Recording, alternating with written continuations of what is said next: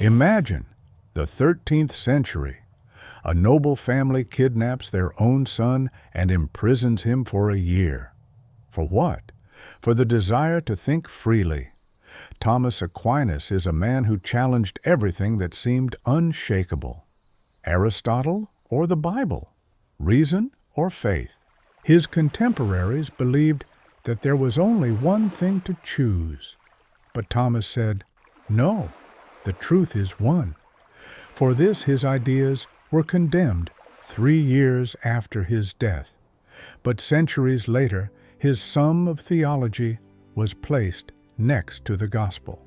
What made the silent monk, who was called the Sicilian Bull, create a system of thought that changed Western civilization? Get ready to learn the story of the most daring intellectual breakthrough of the Middle Ages. Part 1. The Revolutionary Blend.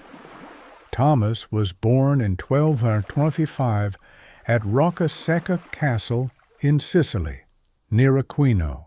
Raised in a noble family closely tied to both the Holy Roman Emperor and the King of France, he was expected to excel in the church. At just 5, he was sent to Monte Cassino's Benedictine monastery, with the plan of him eventually becoming a wealthy and influential abbot.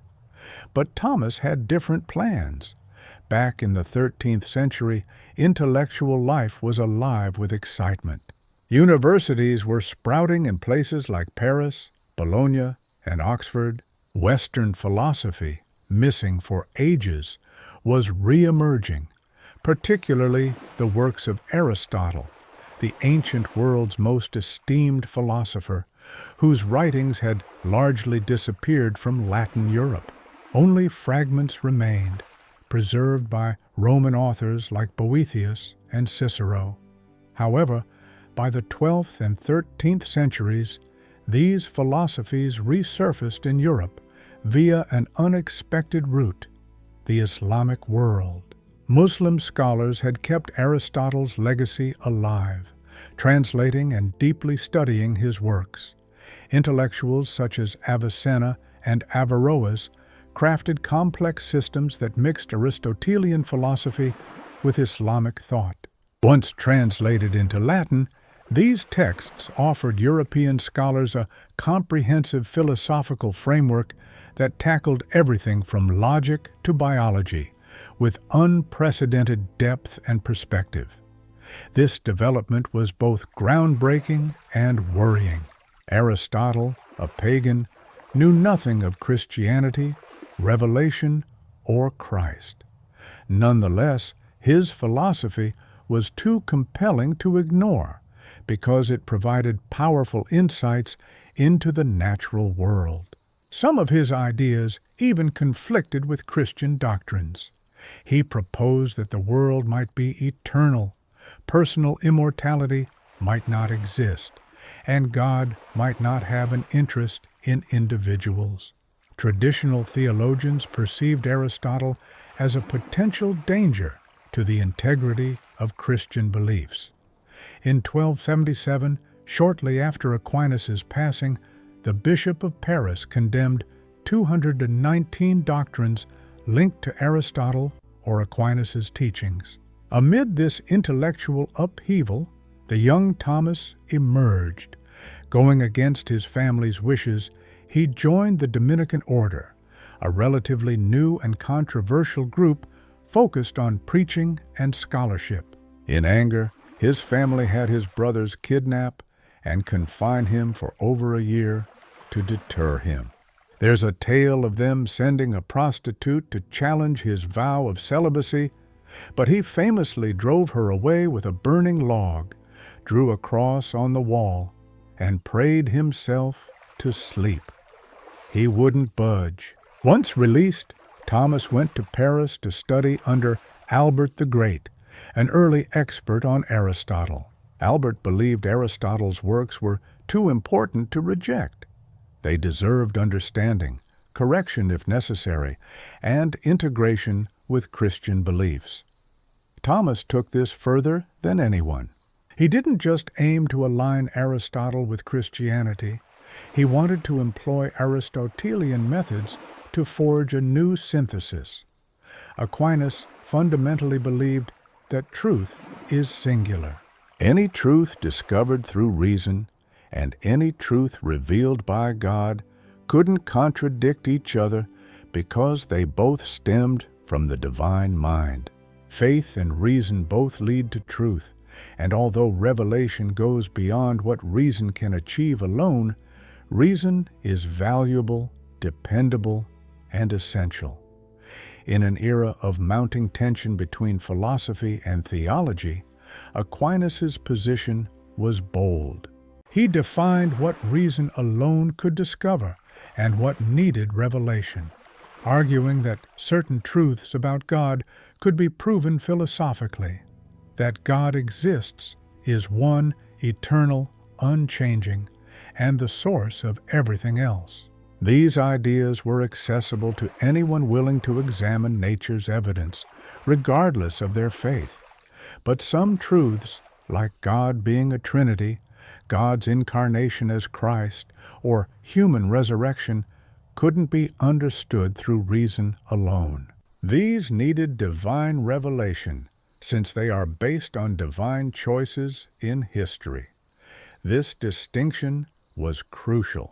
It suggested that philosophy had its own domain, where natural reason could explore reality, ethics, and the human soul without constant biblical or ecclesiastical reference.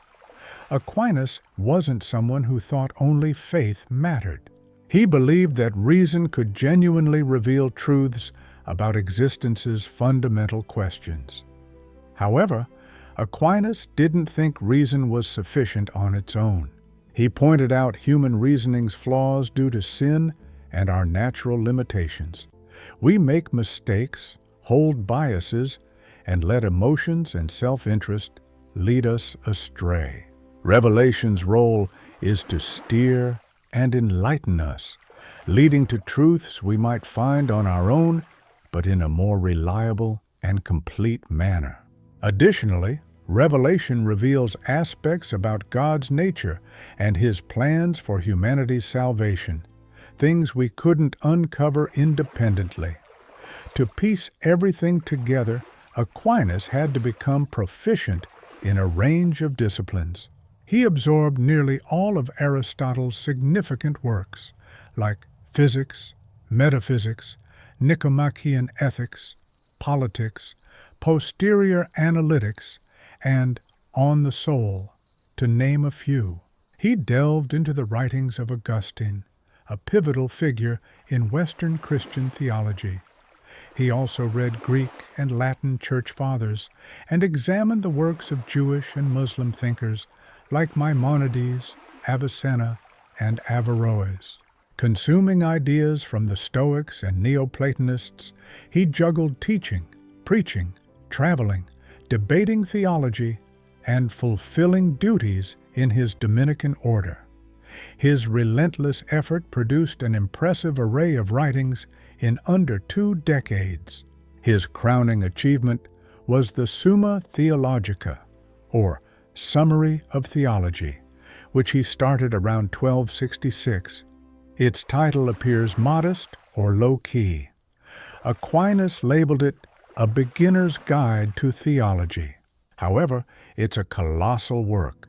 Over 2.5 million Latin words, divided into 3 major sections, encompassing hundreds of questions and thousands of articles, all structured and methodical in logic.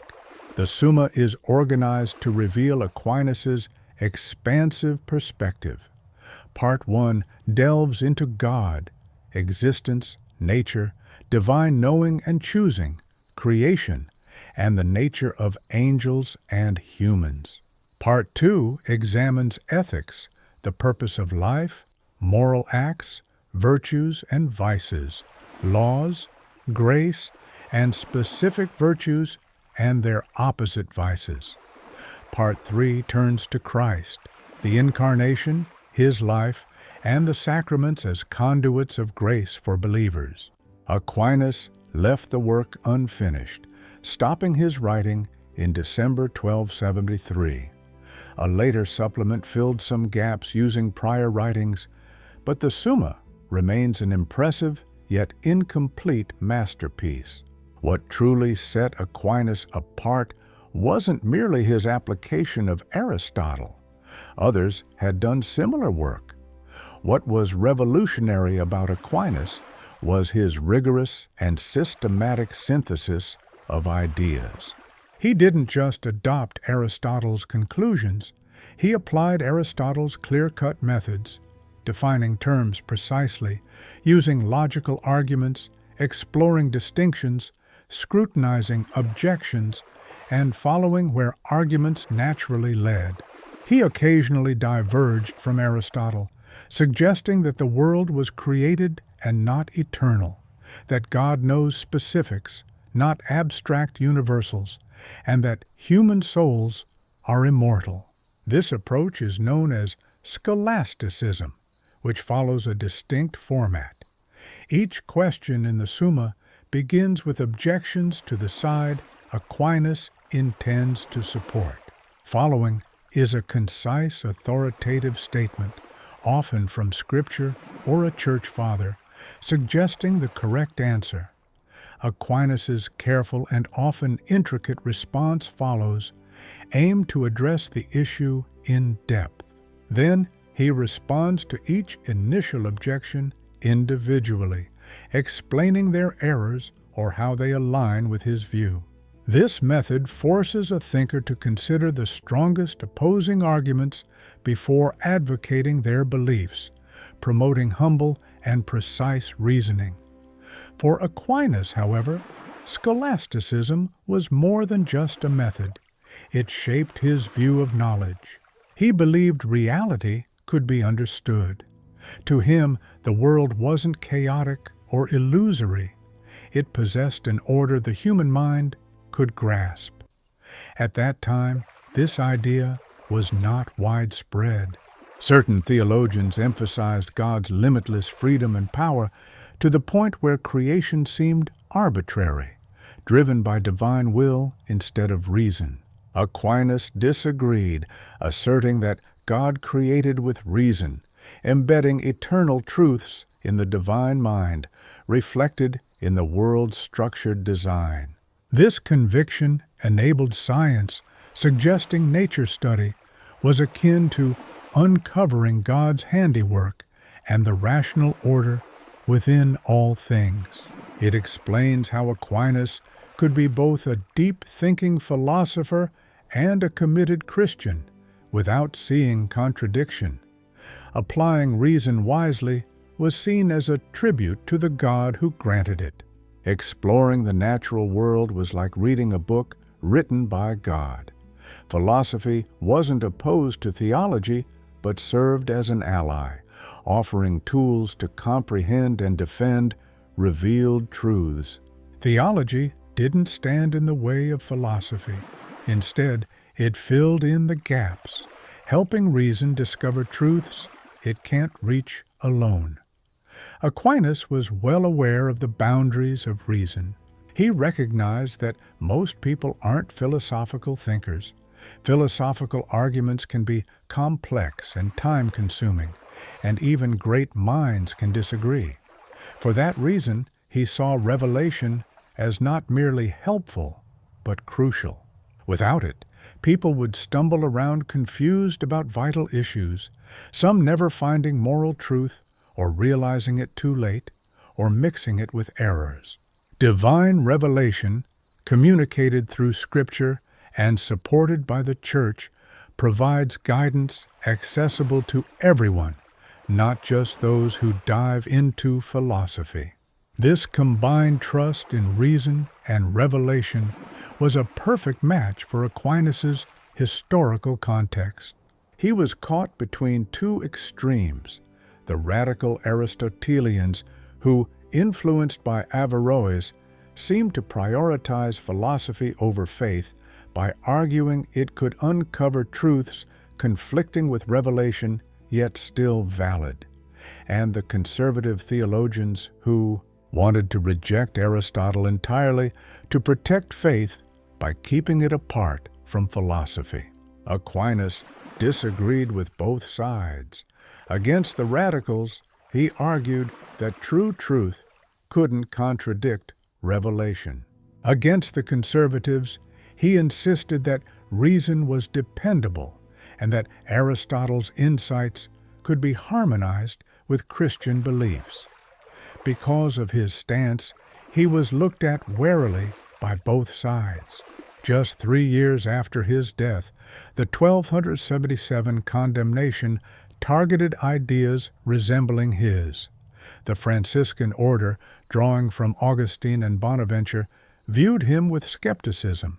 However, his Dominican order stood by his ideas, and over time, his influence grew.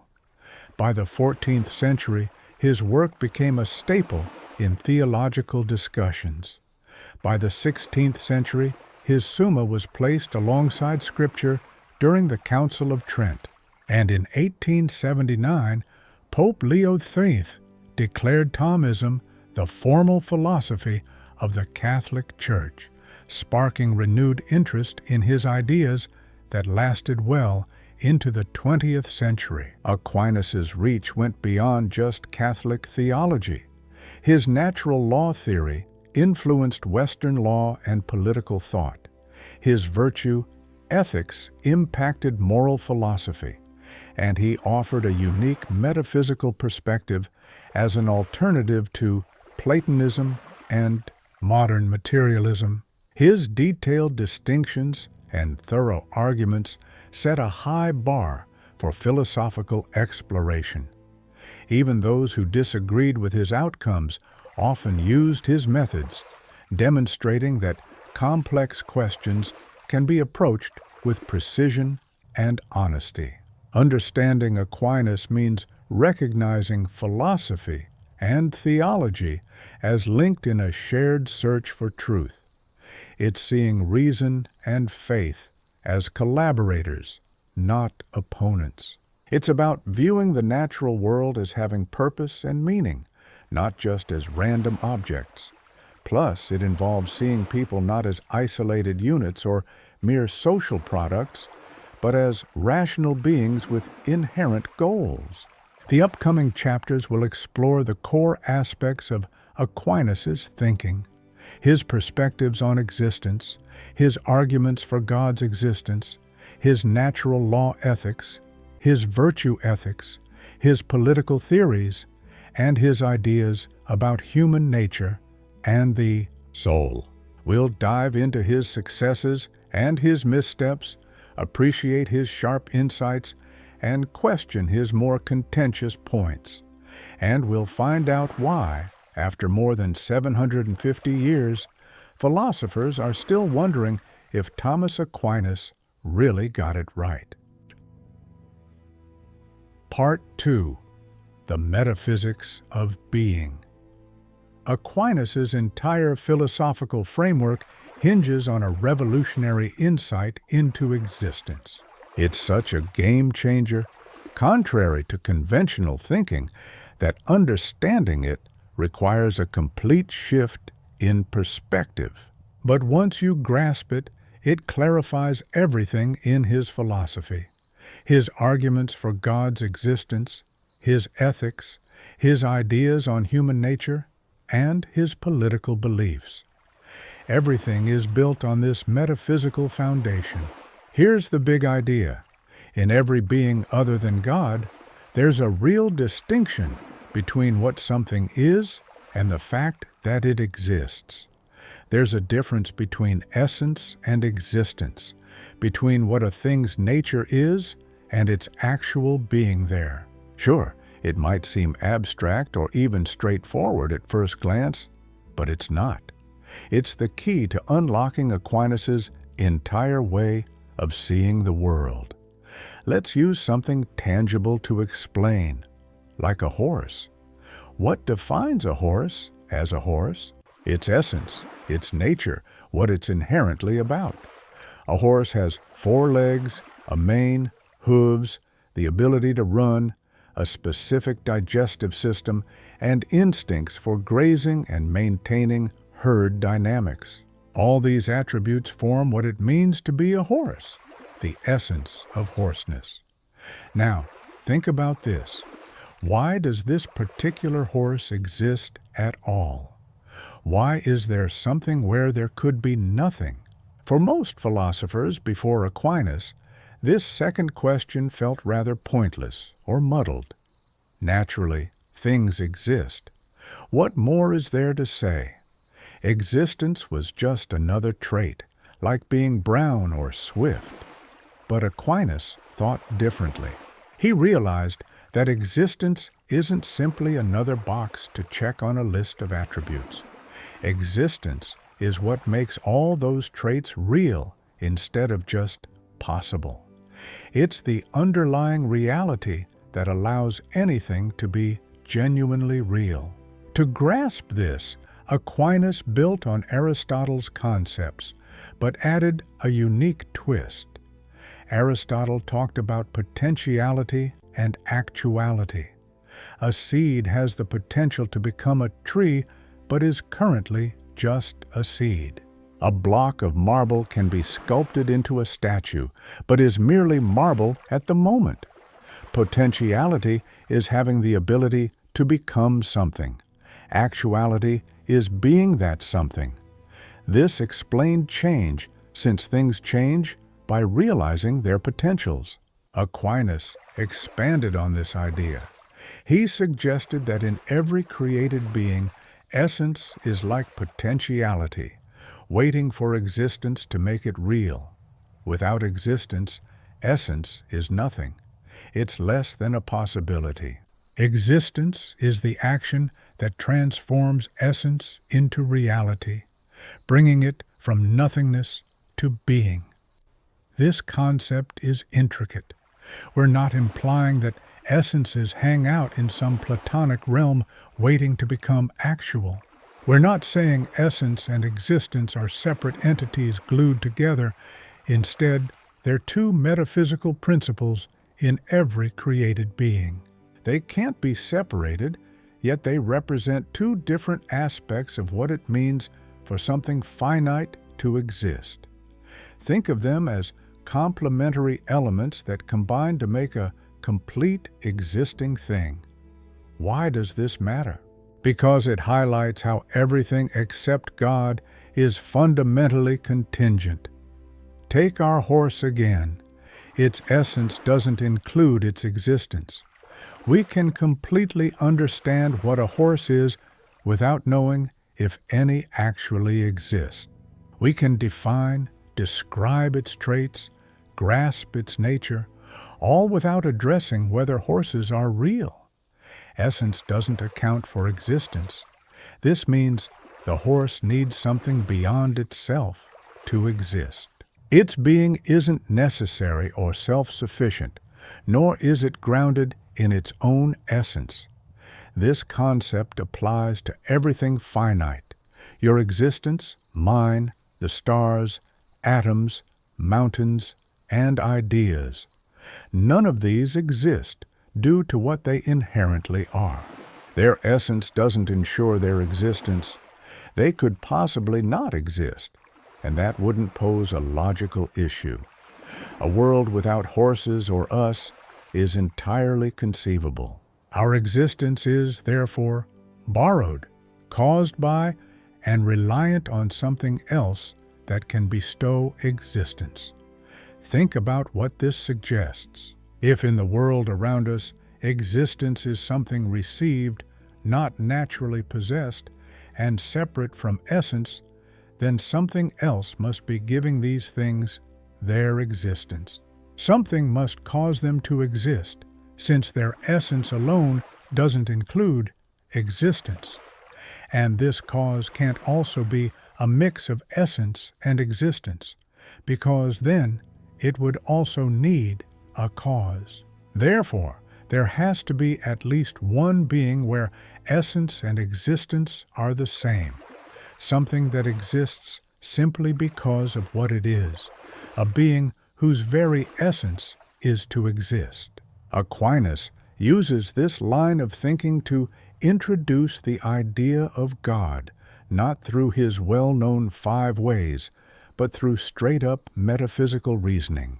If essence and existence are separate and define all finite beings, logically, there must be something infinite where these two concepts are one.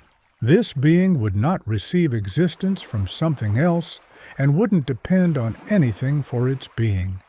It would simply and unchangeably exist by necessity.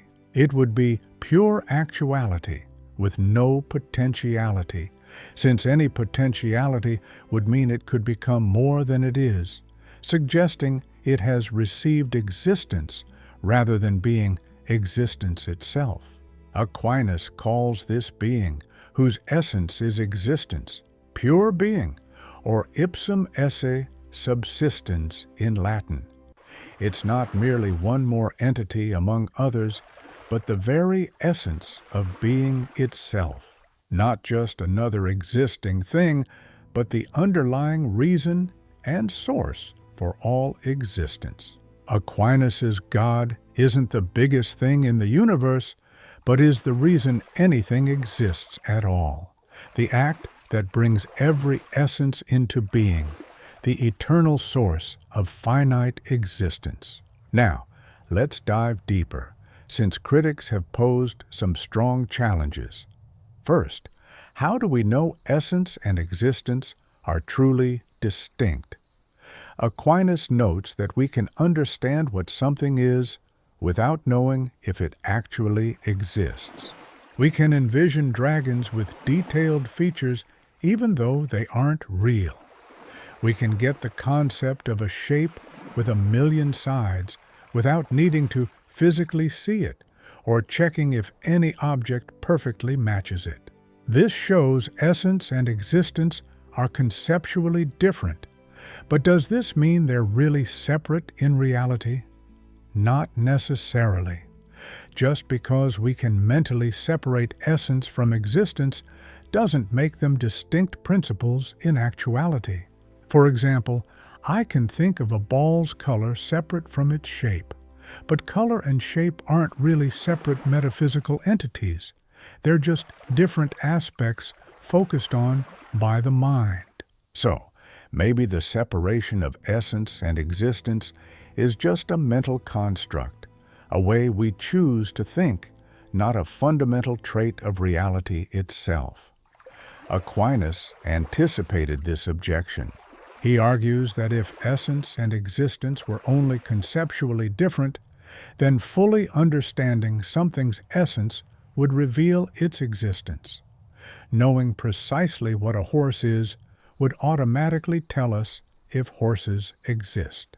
But that's clearly not true. One can be an expert in horse biology, know everything about their nature and form, yet remain unaware if any horses actually exist. A biologist might study entirely extinct species, knowing their essence perfectly, even though they no longer exist. This indicates that existence is something real and additional to essence, not something that comes with understanding the essence. Additionally, Aquinas clarifies, if essence and existence weren't genuinely distinct, then everything would necessarily exist. If a nature included its own existence, then simply understanding that nature would indicate that it must exist. But it's obvious most things don't exist necessarily. Horses, for example, are contingent.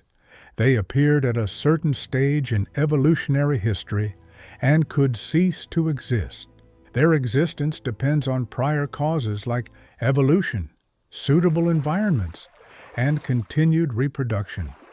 This doesn't make sense if their essence inherently included existence.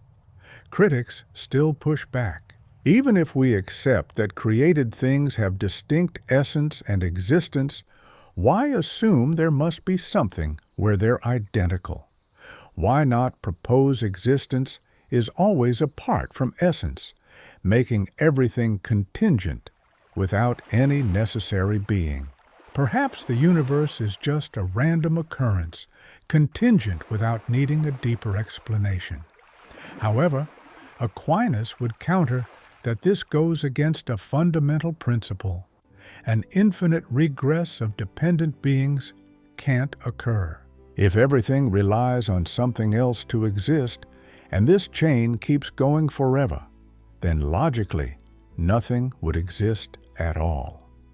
Picture an endless line of dominoes where each one falls because the one before it did. Without a first domino to fall on its own, nothing else would topple. Similarly, without a being that exists independently, nothing else could come into being.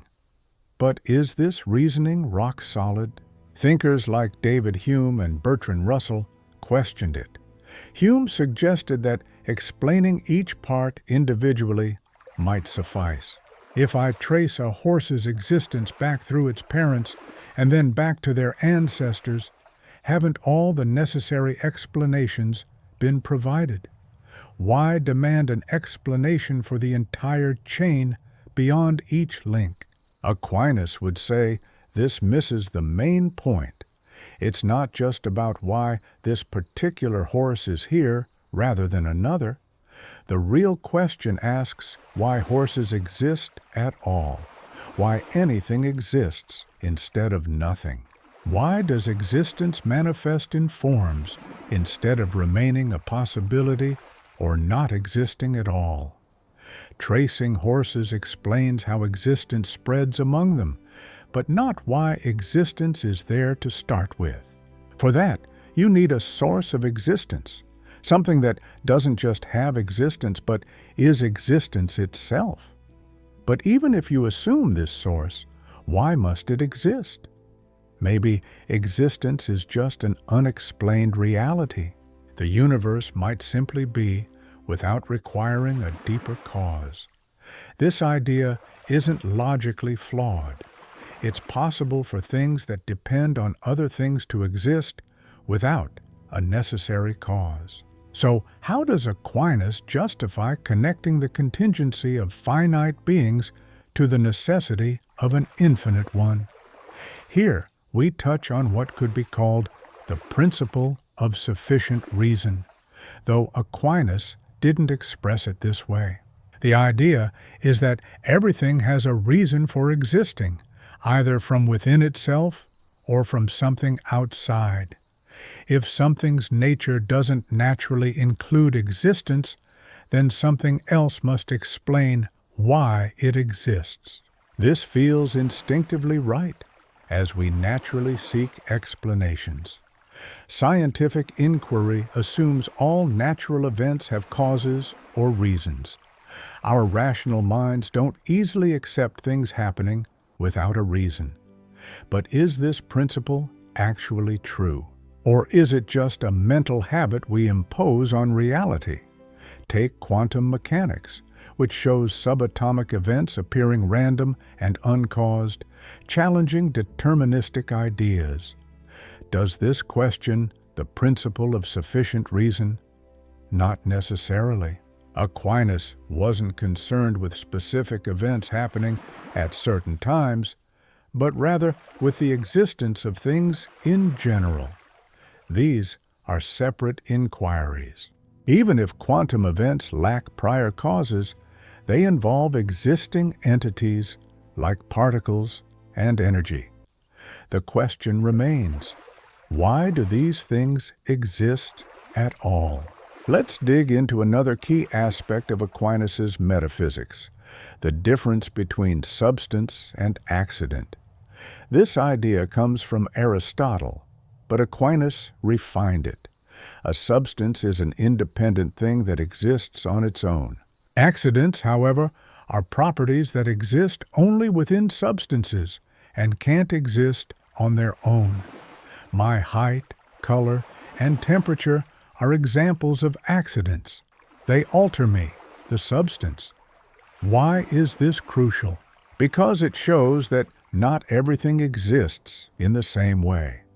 Substances are the main players and fundamental elements of being. Accidents exist in a secondary sense, just as traits of substances. When we say a color exists, it's in something. When we say a substance exists, it stands alone. This division helps Aquinas explain how change happens while maintaining identity. If I grow taller, my height changes, but I'm still the same person. The accident shifts, while the substance remains unchanged. If we couldn't distinguish between what makes something its true self and its changeable features, then each little shift would erase the old and create something completely new. Clearly, that's not how things work. Stuff keeps its essence even when it evolves. Like, I'm still me, the same person I was a decade ago, despite countless changes. In Aquinas' eyes, substances are intricate too. He believed physical things are a combo of matter and form. Matter is the tough stuff that sticks around even when the form shifts. Form is what gives matter its specific identity. Picture bronze as the matter. When a sculptor crafts a statue from that bronze, it's the form that changes, not the bronze itself. In living creatures, this form is called the soul, not some mystical spirit hanging out in the body, but rather the life-giving force that turns random chemicals into a living, functioning whole. For humans, the soul is what makes the body a living person. Take away the soul, and you're left with just tissues and organs, not a living being. This notion is key to understanding Aquinas' thoughts on human nature. At the heart of Aquinas' metaphysics is the idea that existence itself is the ultimate reality, the pinnacle of perfection, which is his most original insight. Neither Aristotle nor earlier thinkers saw things this way. Aristotle prioritized form at the peak of reality, while Neoplatonists focused on the one or the good. But Aquinas highlighted existence, or esse, as the vital force behind everything. Why is existence the ultimate reality? Because everything relies on it. Nothing, be it form, substance, or even a soul, exists without existence as its backbone. Existence transforms potential into reality. So, it's the most fundamental act, the base where everything else is built. These ideas offer deep insights, suggesting that God, as pure existence, has all perfections. Every trait, excellence, and goodness we notice in creatures is present in God in a profound way. Since existence forms the basis of all reality and actuality surpasses potentiality, being is superior to non-being. Therefore, God, as pure being, is perfect beyond imagination. God doesn't accumulate traits like goodness or power as add-ons. He embodies them in their pure, boundless forms. How can one being hold various perfections? How can God be both wisdom, power, and goodness if these differ? Aquinas argues that differences exist only from our perspective. We see different angles and give them different names. But God, utterly simple, embodies all perfections in one essence. God's wisdom equates to God's power. God's goodness is his existence. There's no blend or division in God, just pure unity, pure reality, pure being. Critics often say this is too tricky. If God is so simple, how does he embody multiple perfections? If all traits are the same in God, then wisdom turns into power, which seems illogical. Aquinas replies that, while attributes are one in reality, they are distinct in how they relate to creation. Saying God is wise means He manifests wise actions, reflecting what we perceive as wisdom. Saying God is powerful means He executes actions similar to what we see as power. This distinction is in our understanding and word choice, not God's essence. This brings up larger questions about theological language. If talk about God isn't literal and all terms are just analogies, how much can we really grasp about God? Aquinas crafted a detailed analogy theory to address this. He distinguished between speaking univocally, where a term has the same meaning across contexts, equivocally, where a term has entirely different meanings, and analogically, where a term has related but not identical meanings. Describing both a dog and a human as healthy is an example of using terms analogically. Dogs and humans might both be in good shape, but when we talk about their health, it's not the same because they're totally different kinds of beings. Similarly, calling both a creature and God good is more like a comparison. A creature is good by sharing in goodness, having it as a limited quality they've received. In contrast, God is good because God is goodness itself, the endless source from which all goodness springs. This lets Aquinas make claims about God while admitting we can't completely understand the divine nature. We know God is good, yet we don't fully grasp what pure, unlimited goodness truly is. We get this through analogy, figuring that the goodness we see in creatures has to already exist in a more perfect form in their source. This maintains both God's transcendence and human understanding, balancing God's mystery with meaningful theological discussions.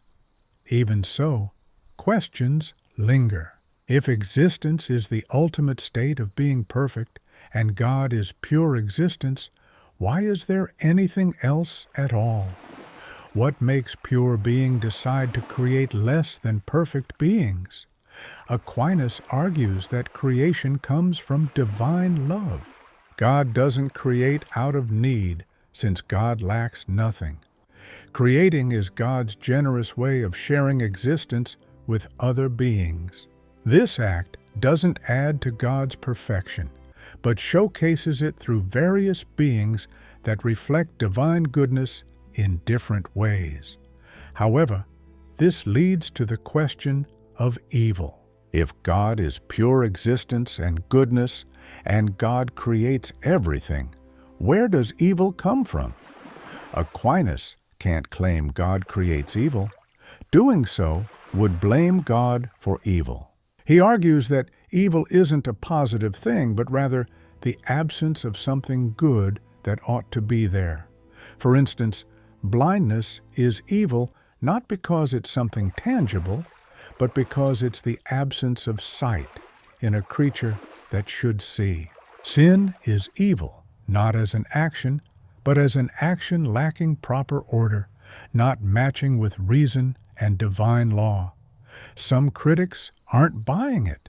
Cancer isn't just an absence of health, it's actively destructive. Cruelty isn't just lacking kindness, it's malicious.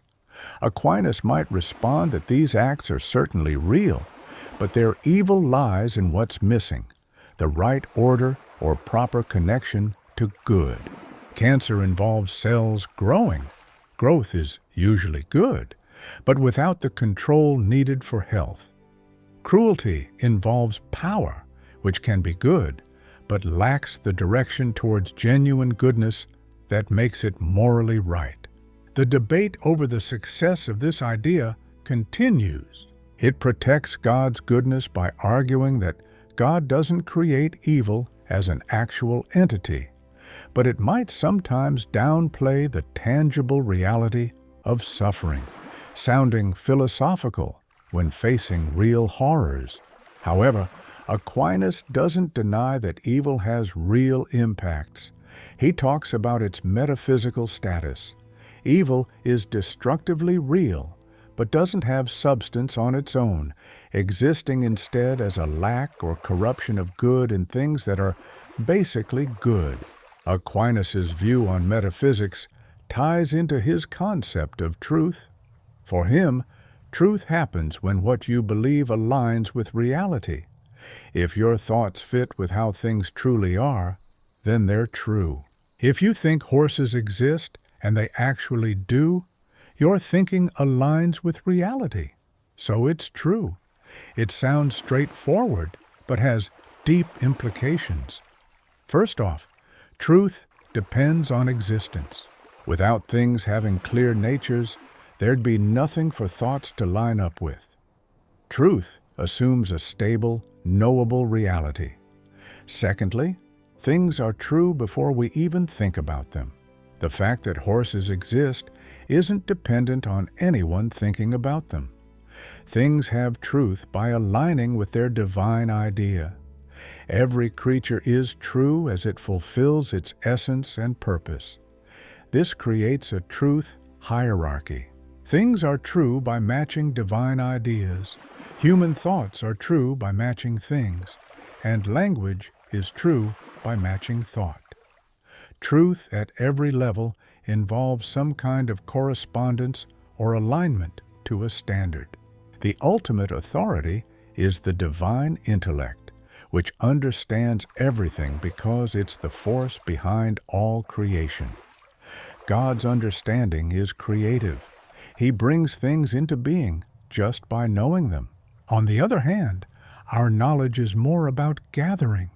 We learn by absorbing impressions from our surroundings through our senses and then making sense of them. But what about math and logic? These concepts don't seem tied to the physical world. There are no real-world perfect circles or infinite sets. Yet, mathematical truths appear to be undeniably and eternally accurate. Aquinas thought these truths are housed in God's mind. God is cognizant of all potential mathematical connections because he comprehends the divine essence reflected in countless ways. The eternal truths of math and logic are echoes of divine reasoning's unchanging framework. When we uncover mathematical truths, we're tapping into God's knowledge, even if not entirely or perfectly. This metaphysical setup, distinguishing between essence and existence and defining truth, forms the foundation of all Aquinas' philosophy. It underpins the existence of God, why the world makes sense, why true knowledge is possible, why universal qualities exist despite individual distinctions, how change doesn't destroy identity, and why there's a blend of perfection and imperfection. It's like a finely built structure with each part supporting the rest. But is it stable? Modern philosophy has questioned almost every aspect of it. The distinction between essence and existence can seem either too obvious or pointless to some. The idea of substance and accidents has been replaced in many modern perspectives with just bundles of properties or events. The analogy of being might be dismissed as hollow and not adequately indicative of God. The principle of sufficient reason is doubted by those who accept brute facts and ultimate uncertainty. Despite these hurdles, Aquinas' metaphysics still has a fan base. Today's analytical Thomists argue that his concepts can be adapted for modern conversations and still address problems analytical metaphysics faces: the nature of existence, the foundation of possibilities, the problem of universals, and the connection between essence and identity. Whether or not you agree with Aquinas, the level of depth and precision in his metaphysical worldview is impressive. It remains one of the most comprehensive efforts to understand the world. Part 3. Does God exist? And if so, can we prove it? Or is it all about faith? Aquinas' take is that you can use reason to prove God's existence without needing the Bible or divine revelation. Though his arguments are complex, he doesn't just come up with one argument, he comes up with 5. Each one looks at the question from a different angle. Known as the 5 ways, these arguments are introduced right at the start of Summa Theologica. They're pretty brief, almost like short summaries. Aquinas had already explored these arguments at length in other works like Summa Contra Gentiles, so he assumed his readers were familiar with the philosophical ideas behind them. This has led to a lot of debate over the years about what his arguments really say and if they're persuasive. Before diving into these, it's important to note that Aquinas isn't out to prove the Christian God with all the details included. He's not trying to justify beliefs like the Trinity or the Incarnation. That's where revelation comes in. What he's trying to show is the existence of a being with some vital characteristics, necessary existence, unchanging nature, causality, perfection, and intelligence.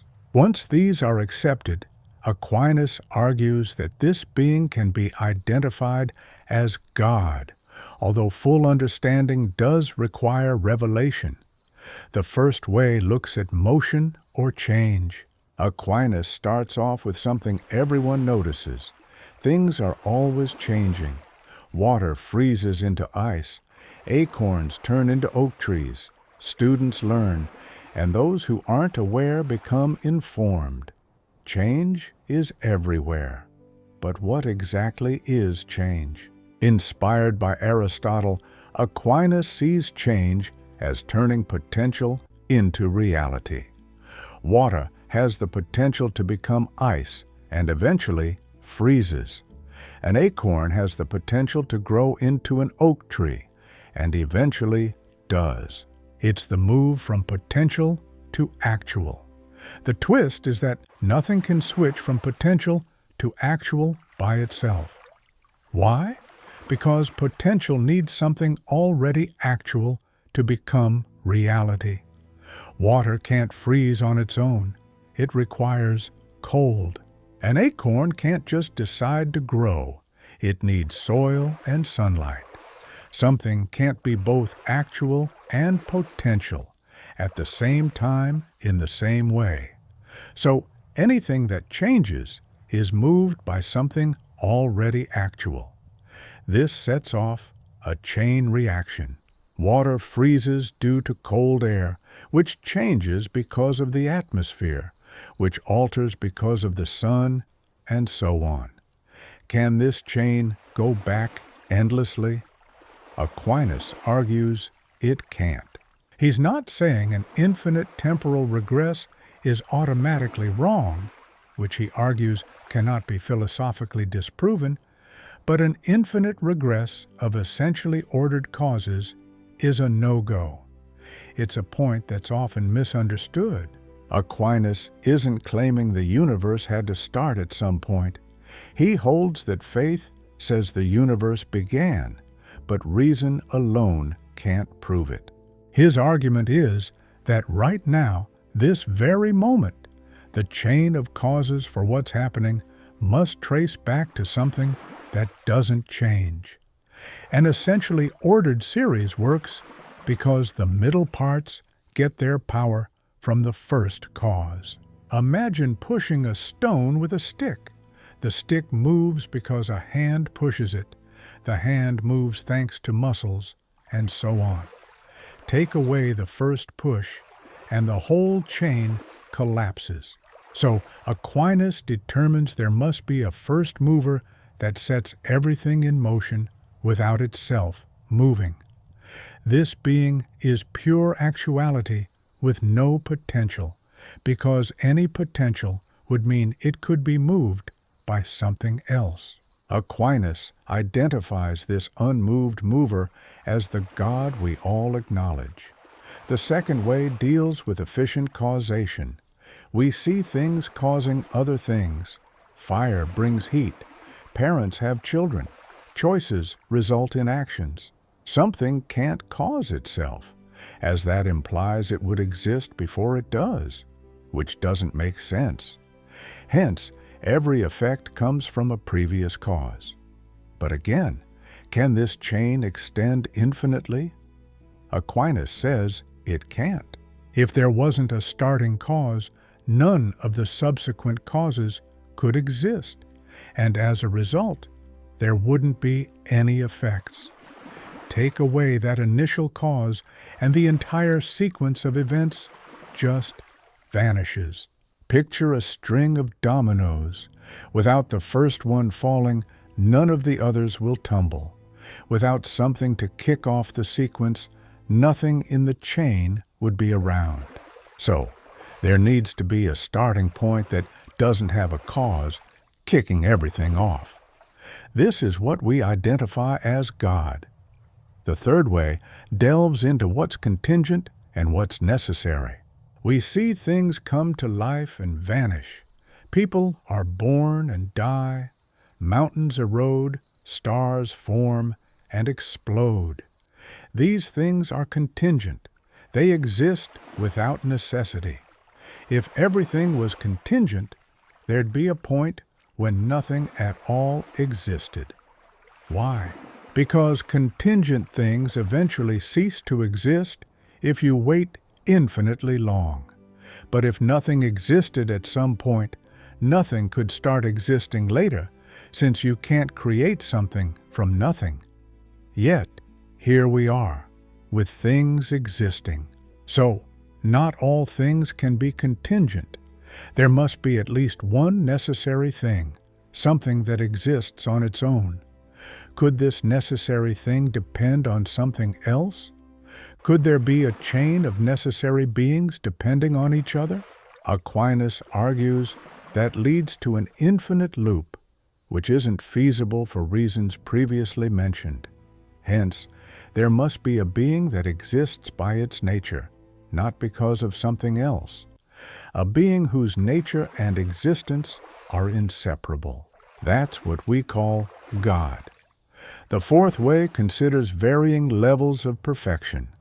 We see different degrees of goodness, truth, nobility, and other traits in the world. Something better or truer must point to a maximum level for comparison. For instance, we label something as hot or cold relative to the highest heat level. We call something good based on the ultimate standard of goodness. Therefore, Aquinas thinks there must be something that's the pinnacle of goodness, truth, and nobility, bringing these qualities to others. Just like an extremely hot thing transfers heat, a supremely perfect being imparts perfection. This ultimate being is God.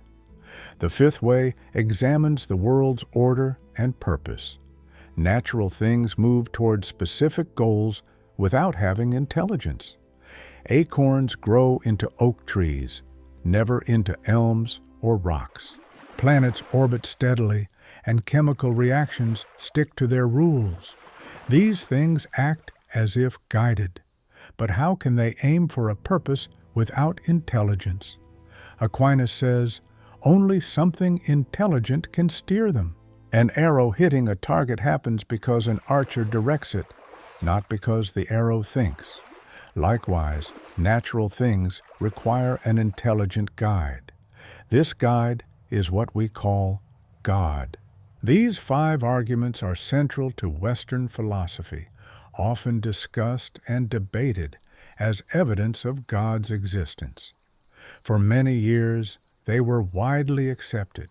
But starting with critics like David Hume and Immanuel Kant in the 1700s, they faced serious challenges. Modern thinkers have criticized them too, but they still linger.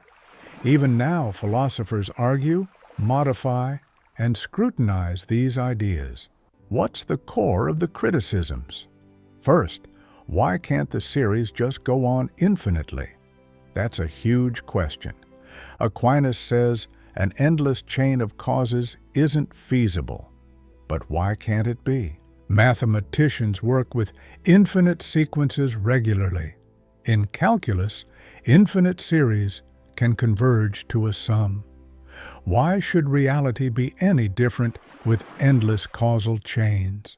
Supporters of Aquinas explain by distinguishing between accidentally ordered and essentially ordered series. An accidentally ordered series allows each part to exist and operate independently. For example, your father caused you to exist, your grandfather caused your father, and so forth. Once you're alive, your existence doesn't depend on your father. This sequence could theoretically go back forever without contradiction. An essentially ordered series functions in a different way. In this series, each part relies simultaneously on everything that came before it. Picture a train. Each train car only moves because it's hauled by the car in front, which in turn is pulled by the one before it, and so on.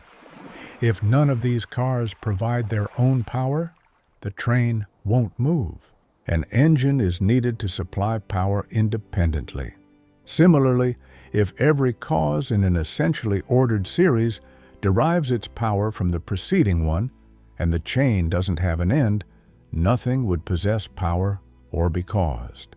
Skeptics ask, why must all causal chains be like this? It's possible that most are merely accidental. The universe could be an endless string of causes with no beginning. Each event follows from a previous event, which could be seen as enough explanation. Why insist on an initial cause outside the whole chain? According to Aquinas, this overlooks what's being explained. The question isn't just why this event instead of that, but why anything can cause anything at all.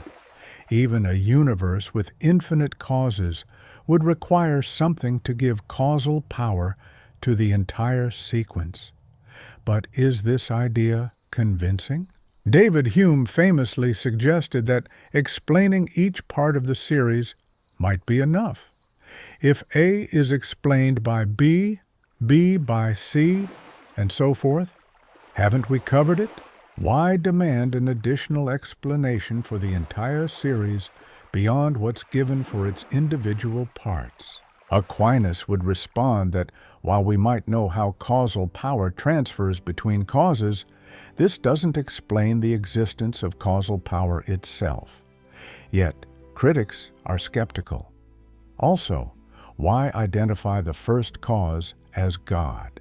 Even if arguments point to a first mover or cause, or a necessary being, why unify these attributes into one entity?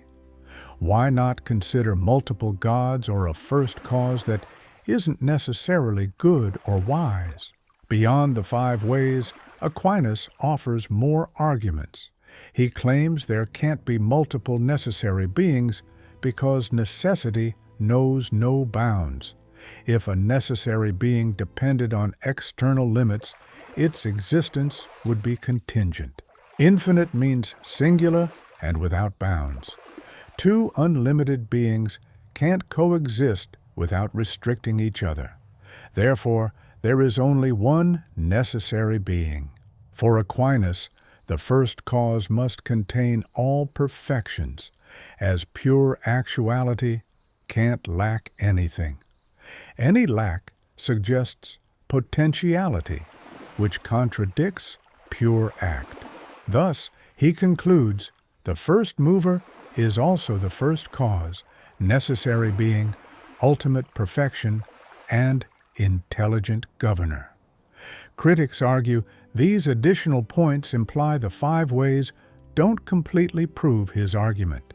They might show something with certain traits exists, but connecting that to the classical theistic God requires more debatable assumptions. The analogy of being complicates things further. When Aquinas describes the first cause as supremely good or intelligent, what does he mean? If good and intelligent are analogies used differently for God versus humans, have we proven anything? Can we say we identified something good and intelligent, or only that something exists to which we apply these terms without full understanding? Aquinas believes analogy offers true, albeit limited, comprehension. God is good because God instills goodness in creatures and holds it profoundly. This is considered true knowledge, though not full understanding. Critics, however, question whether this salvages the argument or highlights its gaps. If we can't fully grasp what calling God good or intelligent means, have we shown anything meaningful? Additionally, Kant's critique strikes at the heart of these arguments. He argued that existence isn't an actual attribute that adds to our understanding of something. When I say God exists, I'm not just slapping on a new idea of God. I mean God, as a concept, truly has a presence in our world. This means you can't just think something into existence. You need actual experiences, not just logic. Aquinas himself wasn't on board with the ontological argument, and we can't ignore that maybe it applies to the 5 ways too. Do those arguments really come from what we see, or are they just ideas dressed up differently? When Aquinas talks about a necessary being, is it based on what we notice around us, or purely on thinking things through? If it's mostly thinking, then Kant's arguments might be relevant. Defenders of Aquinas claim he bases his theories on real-world observations. He kicks off with things we see, changes, causes, the potential for things to exist or not, various qualities, and order. From these observations, he figures out what needs to exist for them to be real. It's not about proving something exists with ideas, but about figuring out why things are the way they are from what they've caused. The arguments are grounded in what we observe, not just in thought. But whether this approach holds up under Kant's scrutiny is still debated. Next, these arguments build on certain metaphysical principles that a lot of people question today. These ideas include the principle of sufficient reason, doubt about true infinities existing, favoring reality over potentiality, and believing in nature's ultimate purposes. All these are hotly debated topics. Modern science, especially in quantum physics, suggests some events might not have specific causes. Meanwhile, modern mathematics entertains the idea of actual infinities. Today's philosophy often ascribes thoughts of final purposes to a human way of seeing things. If these basic ideas have issues, do the arguments break down? Aquinas supporters argue that's not the case. While quantum uncertainty suggests subatomic events don't have past causes, there's no proof they lack causes the way Aquinas thought it was critical. It's not so much about every event having a past cause, but about whether everything depends on something to keep it existing in the present. The idea of real-life causal chains without end may not hold up, even if mathematical infinities do. And although final causes might not seem to fit with particles, they do line up with living organisms and maybe even the universe as a whole. Also, does modern cosmology shake up these arguments? If the universe kicked off with the Big Bang, does that support Aquinas or go against him? It sort of hints at a first moment and, therefore, a first mover. However, Aquinas believed reason wasn't enough to prove the universe had a start, though science tends to show it did. Plus, if time started with the Big Bang, how do we even talk about causes before time was around? Can causes exist without time? Aquinas' followers today assert that the Big Bang doesn't really disturb his arguments. He wasn't so much about time beginning, but more about needing a cause for the universe's current existence, even if it's eternal. The real question isn't what began it all, but what keeps it going as it is right now. Even a universe that's been around forever would still need contingency, be dependent on its essence and existence, be dynamic, and require a cause. But how about quantum fluctuations? Some scientists think universes might emerge from quantum vacuum states. Does this make the idea of God obsolete? Aquinas' defenders argue, pointing out that quantum fluctuations occur in areas governed by physical laws. These aren't actual nothingness. The larger questions remain, like why do quantum fields exist? Why do they hold particular properties? And why do these laws exist anyway? The quest for explanations goes on. Lastly, the problem of evil puts the idea of the first cause being completely good to the test. If God is all good and all-powerful, why does evil exist at all? While this isn't directly tackling the 5 ways, it's tied to the idea of connecting the first cause with the God of traditional religious beliefs. Aquinas dives deep into this issue, suggesting that evil is a void, and God permits it for outcomes of greater good. Still, it's a tough pill to swallow when faced with immense suffering. Finally, there's some irony from another believer, William Paley, who tossed his own critique into the mix. Paley's well-known watchmaker analogy seems to outshine the 5th way proposed by Aquinas. Paley argues that stumbling upon a watch suggests a watchmaker because of its evident design, just like coming across eyes, wings, and other complex organs implies an intelligent creator. This argument feels more intuitively convincing than Aquinas' more abstract concept of final causes. But Aquinas might critique Paley's argument by saying it only identifies an intelligent designer, not a necessary being or the first cause.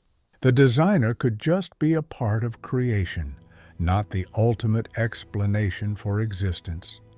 These discussions have developed over time. The Kalam cosmological argument, which William Lane Craig reintroduced, suggests the universe had a beginning. Everything that begins needs a cause, so the universe must have a cause. This argument ties into modern cosmology better than Aquinas's. The fine-tuning conversation points out how specific physical constants must be for life to exist, implying design. Thinkers like Richard Swinburne propose that God's existence might collectively explain various aspects of reality, even if no single argument conclusively proves it. The real question remains: what constitutes proof of God's existence? If we're considering mathematical proof, which leaves no room for doubt, then perhaps nothing can prove it, as God isn't a number. If we're expecting scientific proof, something testable and measurable, then that's a miss too, because God isn't a hypothesis to be tested. However, if proof means a philosophical argument where conclusions logically follow from set premises, then the arguments stand, assuming the premises are correct. Aquinas' 5 ways are still relevant philosophical discussions. Supporters continue to defend and refine them. Critics persist in challenging and dismissing them. This debate isn't ending soon because it rests on deep-seated beliefs about explanation, causation, necessity, and existence. People comfortable with brute facts will reject the arguments, while those who think everything needs an explanation will find them compelling. No one can deny their historical significance. They've greatly influenced Western theology and philosophy, forming the backbone of natural theology, an effort to grasp God through reason. They've shaped Islamic, Jewish, and Christian philosophical thought, igniting debates on faith versus reason, science versus religion, and philosophy versus theology. Even critics must engage seriously with these ideas. These arguments also spark big questions. Is reality fundamentally understandable or a mystery? Does existence explain itself or require something beyond? Should we keep searching for ultimate explanations or accept that some things are unanswerable? Can reason reach beyond the empirical to grasp truths about ultimate reality? These aren't just theoretical inquiries. They impact how we perceive ourselves, our universe, the potential for meaning and purpose, and the legitimacy of religious belief. Though Aquinas' arguments might not definitively prove God, they stress that the question of God is rational, not just blind belief or arbitrary choice. They show how believing or doubting God's existence influences everything else: the nature of reality, the basis of ethics, the possibility of knowledge, and the meaning of life. This might be their lasting impact, making the question of God impossible to ignore for anyone seriously questioning the fundamentals of reality. Part 4. Natural Law and Moral Truth. How do we determine what's right or wrong? Where does our moral compass originate? Is it something humans crafted, or does it come from God? Or perhaps it's just naturally woven into the fabric of the universe. These profound questions form the backbone of ethics, and Aquinas' natural law theory has been shaping Western moral and legal thought for centuries. Aquinas starts with a striking notion: morality isn't haphazard. Right and wrong aren't dictated by personal tastes, cultural traditions, or divine whims. They are rooted in human nature and are accessible to everyone, regardless of their beliefs or circumstances. This is what's called natural law, moral truths inherent in reality itself. To really understand this, we have to grasp how Aquinas defines law as a whole. He describes law as a rational order directed towards the common good, created by the one in charge of the community and shared with its members.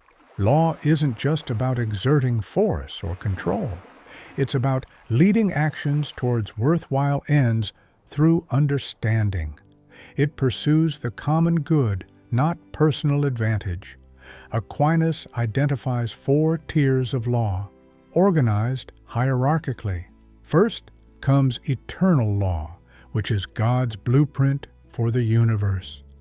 This divine wisdom governs everything from celestial mechanics to human moral codes.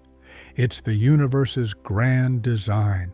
While we can't fully comprehend eternal law due to our limited human intellects, we can't grasp God's whole plan either.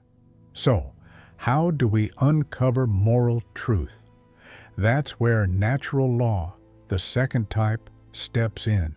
Natural law is how rational beings partake in eternal law. It's the segment of God's plan we can discover through reasoning about human nature. The key idea is that our rationality allows us to understand our nature and identify what helps us flourish. We can discern which actions better us and which ones harm us. This understanding is natural law, akin to having an internal moral compass, as St. Paul mentioned. We possess a natural capability to understand basic moral principles, which Aquinas calls synderesis. This doesn't mean we're born with knowledge of every moral detail, but we have an innate tendency to pursue good and avoid evil. The cornerstone principle of natural law is simple: pursue good and avoid evil. It might sound obvious, as if it's just clarifying good and evil, but it's foundational. It guides us in refining our nature and steering clear of what degrades it. It's so self-evident that anyone grasping the concept can't really deny it. From this base principle, Aquinas builds the key tenets of natural law. These align with essential human inclinations, some shared with other creatures. First, like all living things, humans have a drive to preserve life. This leads to the notion that life must be protected. Thus, killing or harming innocent people is wrong, and so is self-harm. Second, like animals, humans have tendencies toward reproduction and caring for offspring, which underpin principles related to sexuality and family life. Sexual activities should aim for procreation within stable partnerships where children can be raised. Parents have responsibilities toward their kids. Third, as rational beings, humans naturally seek knowledge and social interaction. We pursue truth, including spiritual truth, build communities, and strive to live peacefully with others. These inclinations lay the groundwork for principles about education, religion, justice, and social cooperation. We should seek truth, honor God, coexist peacefully, and work for the common good. These fundamental precepts are universal and unchanging. They apply to everyone, everywhere, because they originate from unchanging human nature. Anyone reasoning adequately can comprehend them. This is why Paul emphasizes that even those without written laws reveal that these laws are inscribed on their hearts, with their conscience testifying to it. But working through moral questions doesn't end with these broad concepts. So, we've got these really basic rules called primary precepts that lay down the law, and then there are secondary precepts that try to deal with the nitty-gritty of real life. Here's where it can get complicated and hard to pin down. Secondary precepts require a dose of good old common sense to decide what's right in specific cases. Everyone knows the primary precepts, they're set in stone, but secondary ones, they can vary and lead to misunderstandings. Take the main rule about preserving life. What's that mean exactly in different scenarios? Is killing always wrong? What if it's in self-defense, during war, or with capital punishment? These are the situations where people start to argue, not about the basic idea, but about how it plays out in real life. Aquinas says that even carefully crafted secondary rules might need bending in unusual circumstances. Think about the usual rule against lying. If lying can protect an innocent person from getting hurt, maybe then it's okay. This doesn't mean the main rules are flexible, they're still solid. But certain circumstances may demand a softer touch, which seems to clash with the usual secondary rules. Besides these precepts, laws created by governments, known as human law, should ideally spring from natural law, either directly or by tailoring it to fit individual societies. Like natural law might say, punish crime, but it won't tell us how. Human laws fill in the gaps, setting penalties for crimes like theft and assault. Good human laws echo natural law, aiming for everyone's benefit and rooted in good moral sense. But sometimes lawmakers mess up, resulting in laws that stray from natural law. These laws become unjust, losing their moral backing. They end up being enforced by might instead of reason.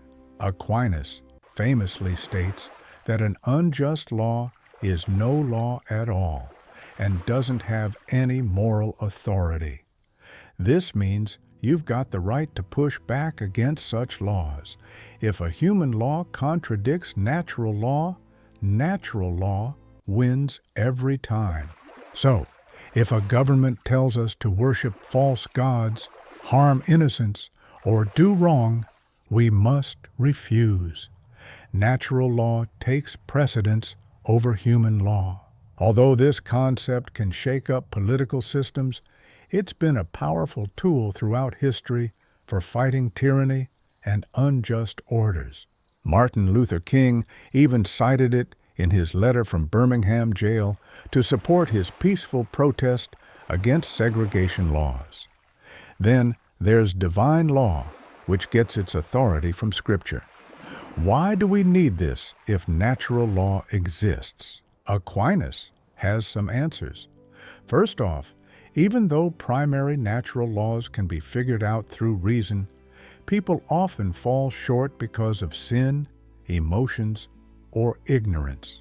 Divine law spells out moral truths, making them clear and accessible to everyone, even to those who aren't philosophers.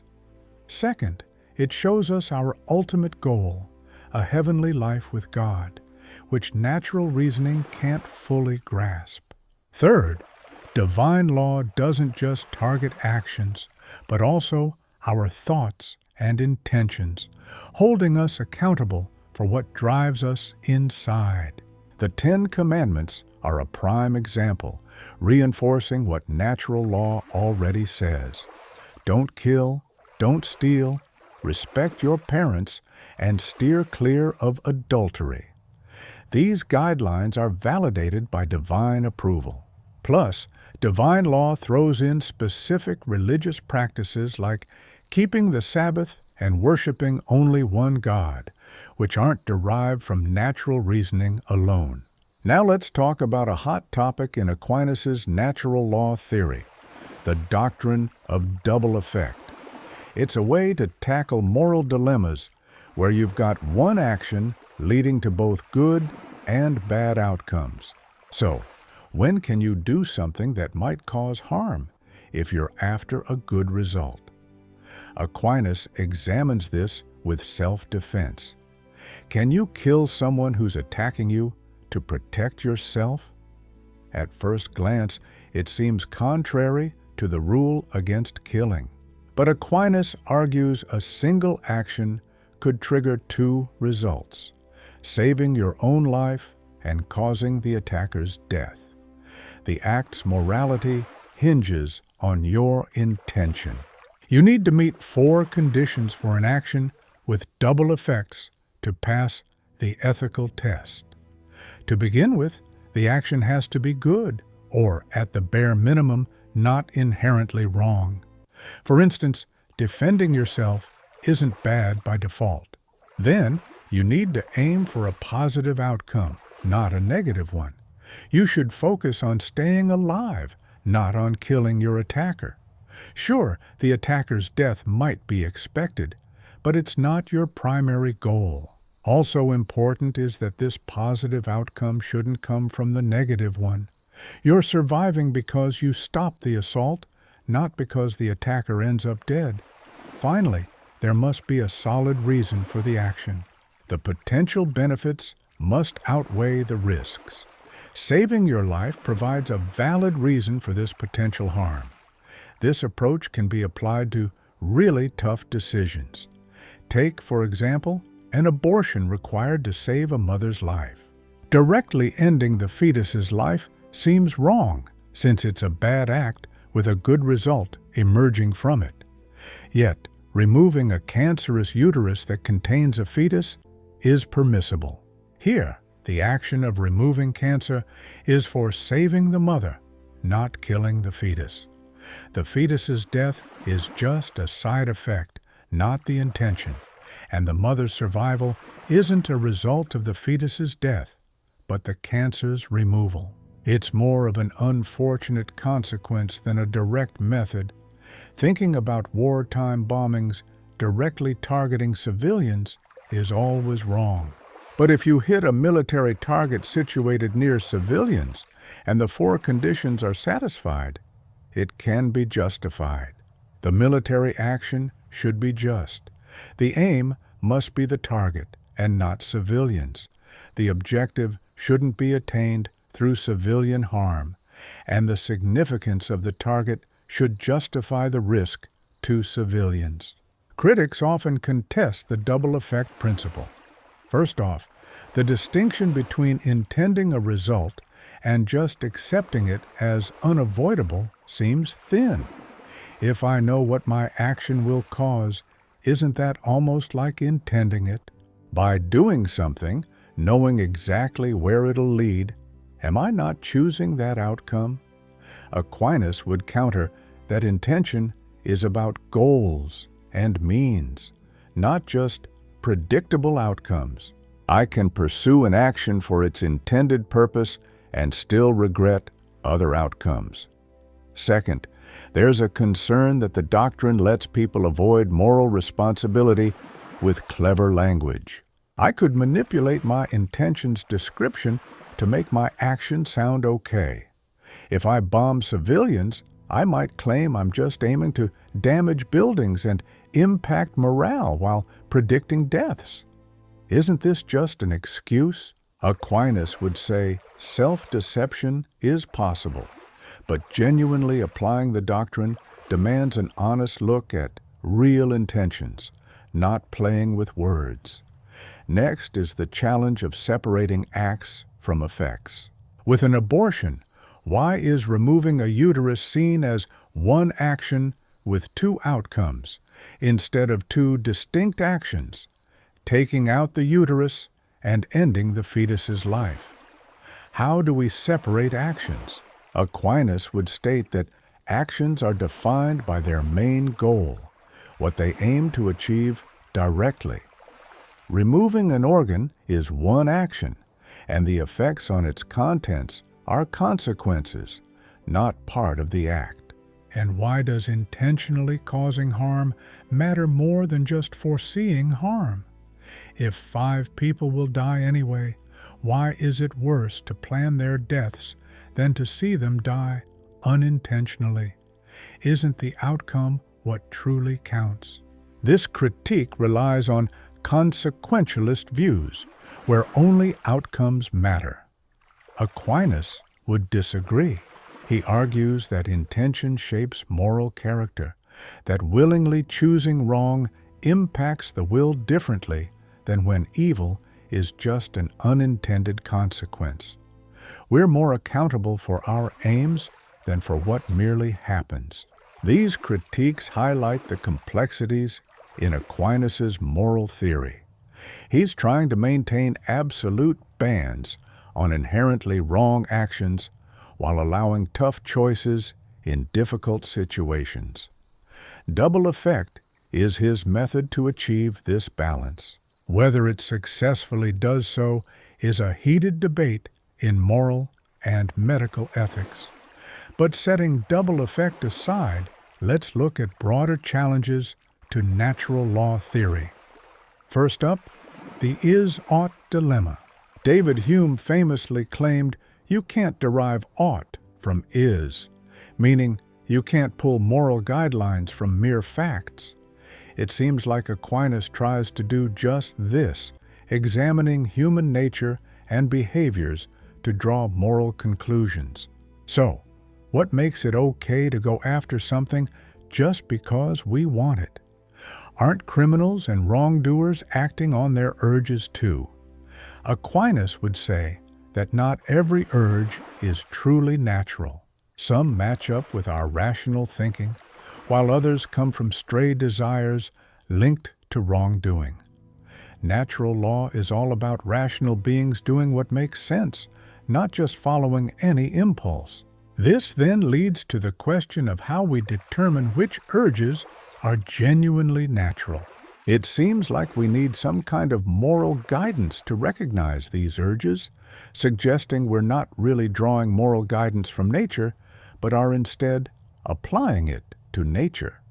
Then there's the whole debate about human nature itself. Is there such a thing as human nature, as Aquinas saw it? Modern biology shows us just how varied and ever-changing life is. Human nature has been evolving and still is. According to evolutionary psychology, many of our desires are adaptations that helped us survive and reproduce long ago, not reflections of some unchanging essence. Without a set human nature, the basis for natural law seems shaky. Aquinas might argue that despite our differences, there's a common human nature rooted in rational thought and the ability for moral behavior. Most humans, unless severely hindered, can think about goals and methods, understand universal principles, make decisions freely, and be held accountable for them. This capacity for rational action is what defines human nature. Variations in other traits are minor, not central. But critics argue further. Even if human nature exists, why is what's natural necessarily good? Nature contains illness, death, predators, and suffering. Natural disasters strike mercilessly. Cancer is natural. Are we to consider these things good? Why equate what's natural with what we ought to do? Aquinas might respond by differentiating between nature as it appears in the world and nature as it fulfills a thing's intended purpose. Not everything that happens is natural in an ideal sense. Illness represents a lack of health, a disruption in the natural order. Cancer signifies cells behaving improperly. Natural law is about what perfects our nature, not just what occurs. But then, how do we distinguish what enhances human nature from what harms it? It seems we need some moral instincts to figure that out. Aquinas believes reason can make these determinations, but some wonder if reason alone, without moral leanings, can truly decide what perfects or corrupts us. It feels like a circular argument. We determine natural urges based on what we think is good, and then claim what's good comes from natural urges. Third, cultural differences challenge the notion of universality. Anthropologists point out significant moral differences between societies. Some embrace polygamy, others reject it. Some justify infanticide in certain situations, others are appalled by it. Some value personal freedom, others prioritize community well-being. If natural law is supposed to be universal and discernible through reason, why such stark contrasts? Aquinas might argue that these are mainly differences in secondary rules and their application, not primary principles. Every culture acknowledges duties like protecting life, caring for children, fostering cooperation, and pursuing truth. Differences arise in applying these principles based on different contexts and traditions. But this might downplay real moral disagreements. Some cultures have practiced cannibalism, human sacrifice, slavery, and honor killings. Are these just variations on shared principles, or do they suggest fundamentally different moral foundations? Finally, the Euthyphro dilemma comes back into play. Is something right because it aligns with natural law, or does it fit natural law because it's inherently right? If it's the first, then morality depends on human nature, but facts alone don't create moral obligations. If it's the second, then natural law just lists morals, but doesn't explain them, suggesting we need another explanation for why actions are right or wrong. Aquinas tries to bridge this gap.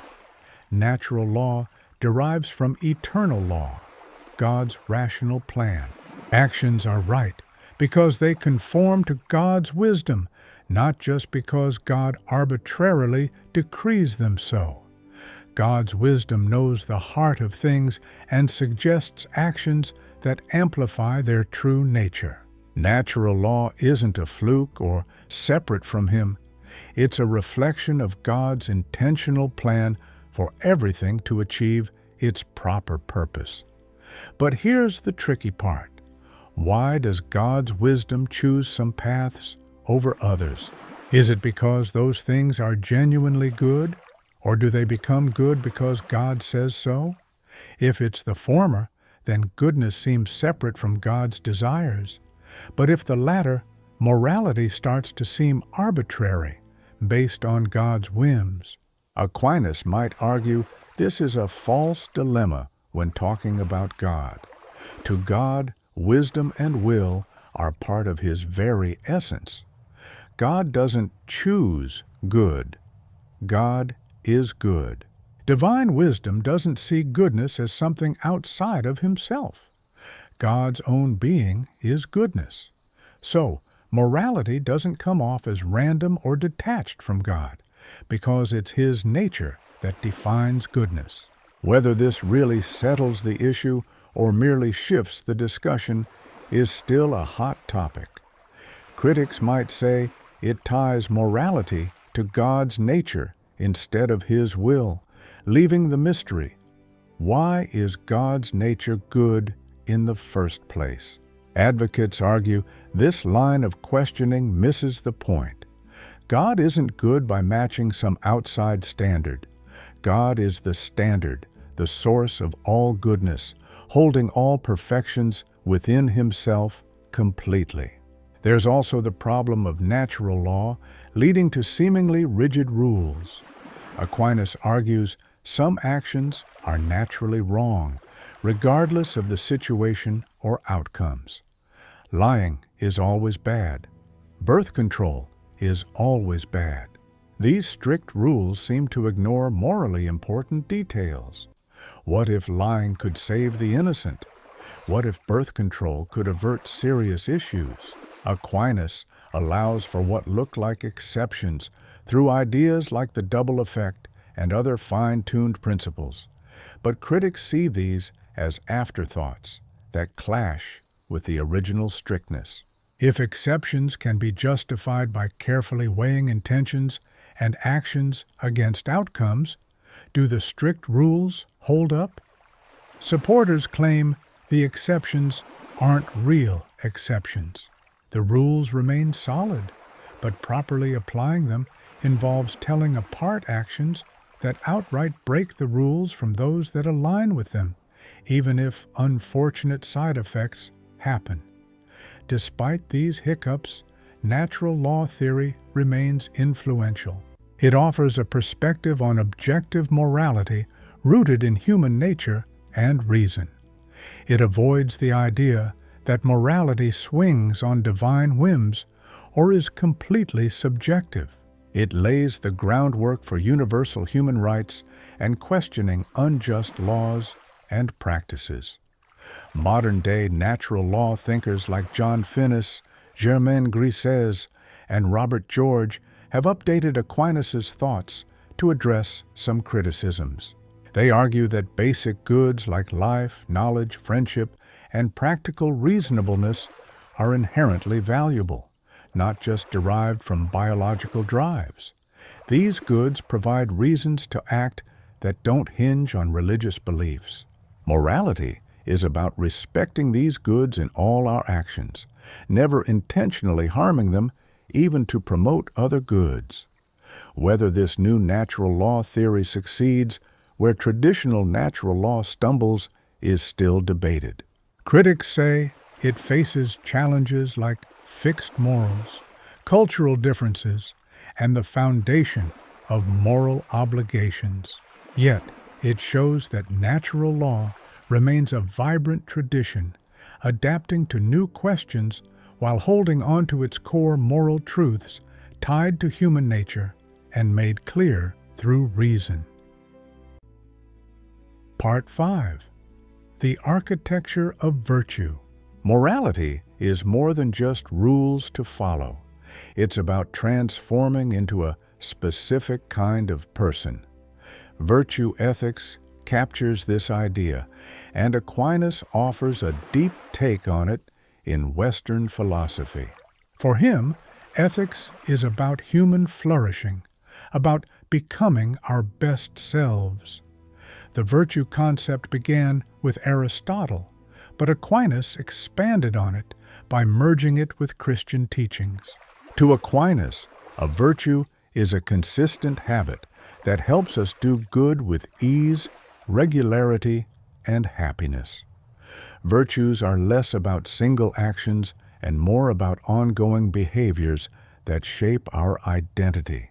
To grasp this, you need to understand Aquinas' view of purpose, telos. Every being has a goal it's meant to achieve. For example, an acorn's goal is to grow into an oak tree, while an eye's purpose is to see. Humans aim for eudaimonia, another term for flourishing or happiness. So, what does flourishing mean for us? Aquinas believes it involves perfecting our human abilities, especially our reasoning.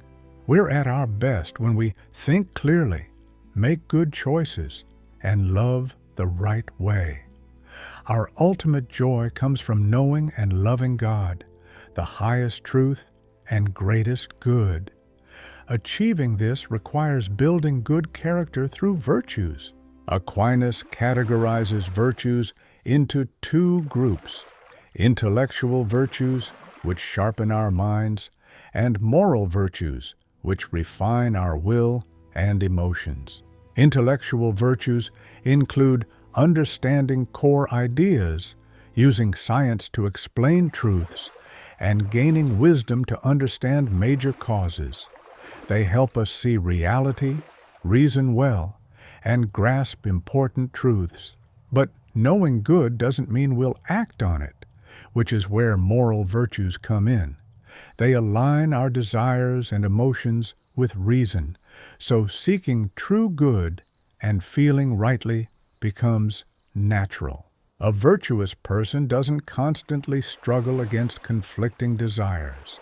Over time, virtue makes good actions second nature and enjoyable. There are 4 key virtues, known as the cardinal virtues: prudence, justice, fortitude, and temperance. They're called cardinal, which means hinge, as they support all other virtues. These are essential for anyone who wants to thrive. Prudence involves practical wisdom and making the right judgments in life. It's not just being smart, it's about recognizing genuine goods and the best ways to attain them. Prudence cuts through what's superficial, identifies what's morally important, and chooses actions that promote human flourishing. It steers the other virtues, ensuring they're applied correctly. Without prudence, virtues like courage and generosity can go astray, becoming reckless or wasteful. Even with good intentions, wise decisions are necessary for achieving good outcomes. That's why Aquinas sees prudence as the leading moral virtue that guides the rest. Justice means continually giving others what they deserve, treating them fairly, and respecting their rights. Aquinas describes different forms of justice. Commutative justice focuses on fair exchanges between people, ensuring fairness in transactions and compensation for wrongs. Distributive justice deals with how society allocates benefits and burdens, emphasizing proportionality rather than strict equality. Legal justice concerns citizens' responsibilities to the community, requiring adherence to just laws and contributions to the common good. Among moral virtues, justice stands out for being centered on others. While temperance and fortitude aim at perfecting the self, justice is about interactions. It involves seeing others as deserving respect, honoring their dignity, and promoting social harmony. Without justice, society struggles to function, as it allows people with differing interests and views to coexist peacefully. Fortitude is having the strength and courage to tackle challenges and overcome barriers in pursuit of good. Facing challenges and handling unchangeable situations are part of the journey. Courage helps us not to be scared away from doing what's right, even when fear or pain tries to stop us. It keeps us grounded in our beliefs, ready to make sacrifices if needed, and push through rough patches. However, courage isn't about acting without thinking or being overly bold. It's about wisely deciding which risks are worth it and which aren't. A courageous person recognizes real dangers but doesn't let fear dictate their actions. They know when to forge ahead and when to take a step back, always thinking about what's truly beneficial. On the flip side, temperance is all about keeping pleasures, especially physical ones, in check. It means managing our desires for food, drink, sex, and other sensory pleasures, ensuring they help us rather than dominate us. Temperance doesn't mean cutting out pleasure or desire, as these can be good things. Instead, it involves arranging them in a sensible way, so we can enjoy them appropriately. Without temperance, desires would control us. We might eat for enjoyment instead of nourishment, or chase quick thrills instead of meaningful relationships. Our lives could become all about satisfying these needs instead of finding real happiness. Temperance releases us from this grip, helping us enjoy things freely and not be ruled by them. These four main virtues, prudence, justice, courage, and temperance, are all tied together.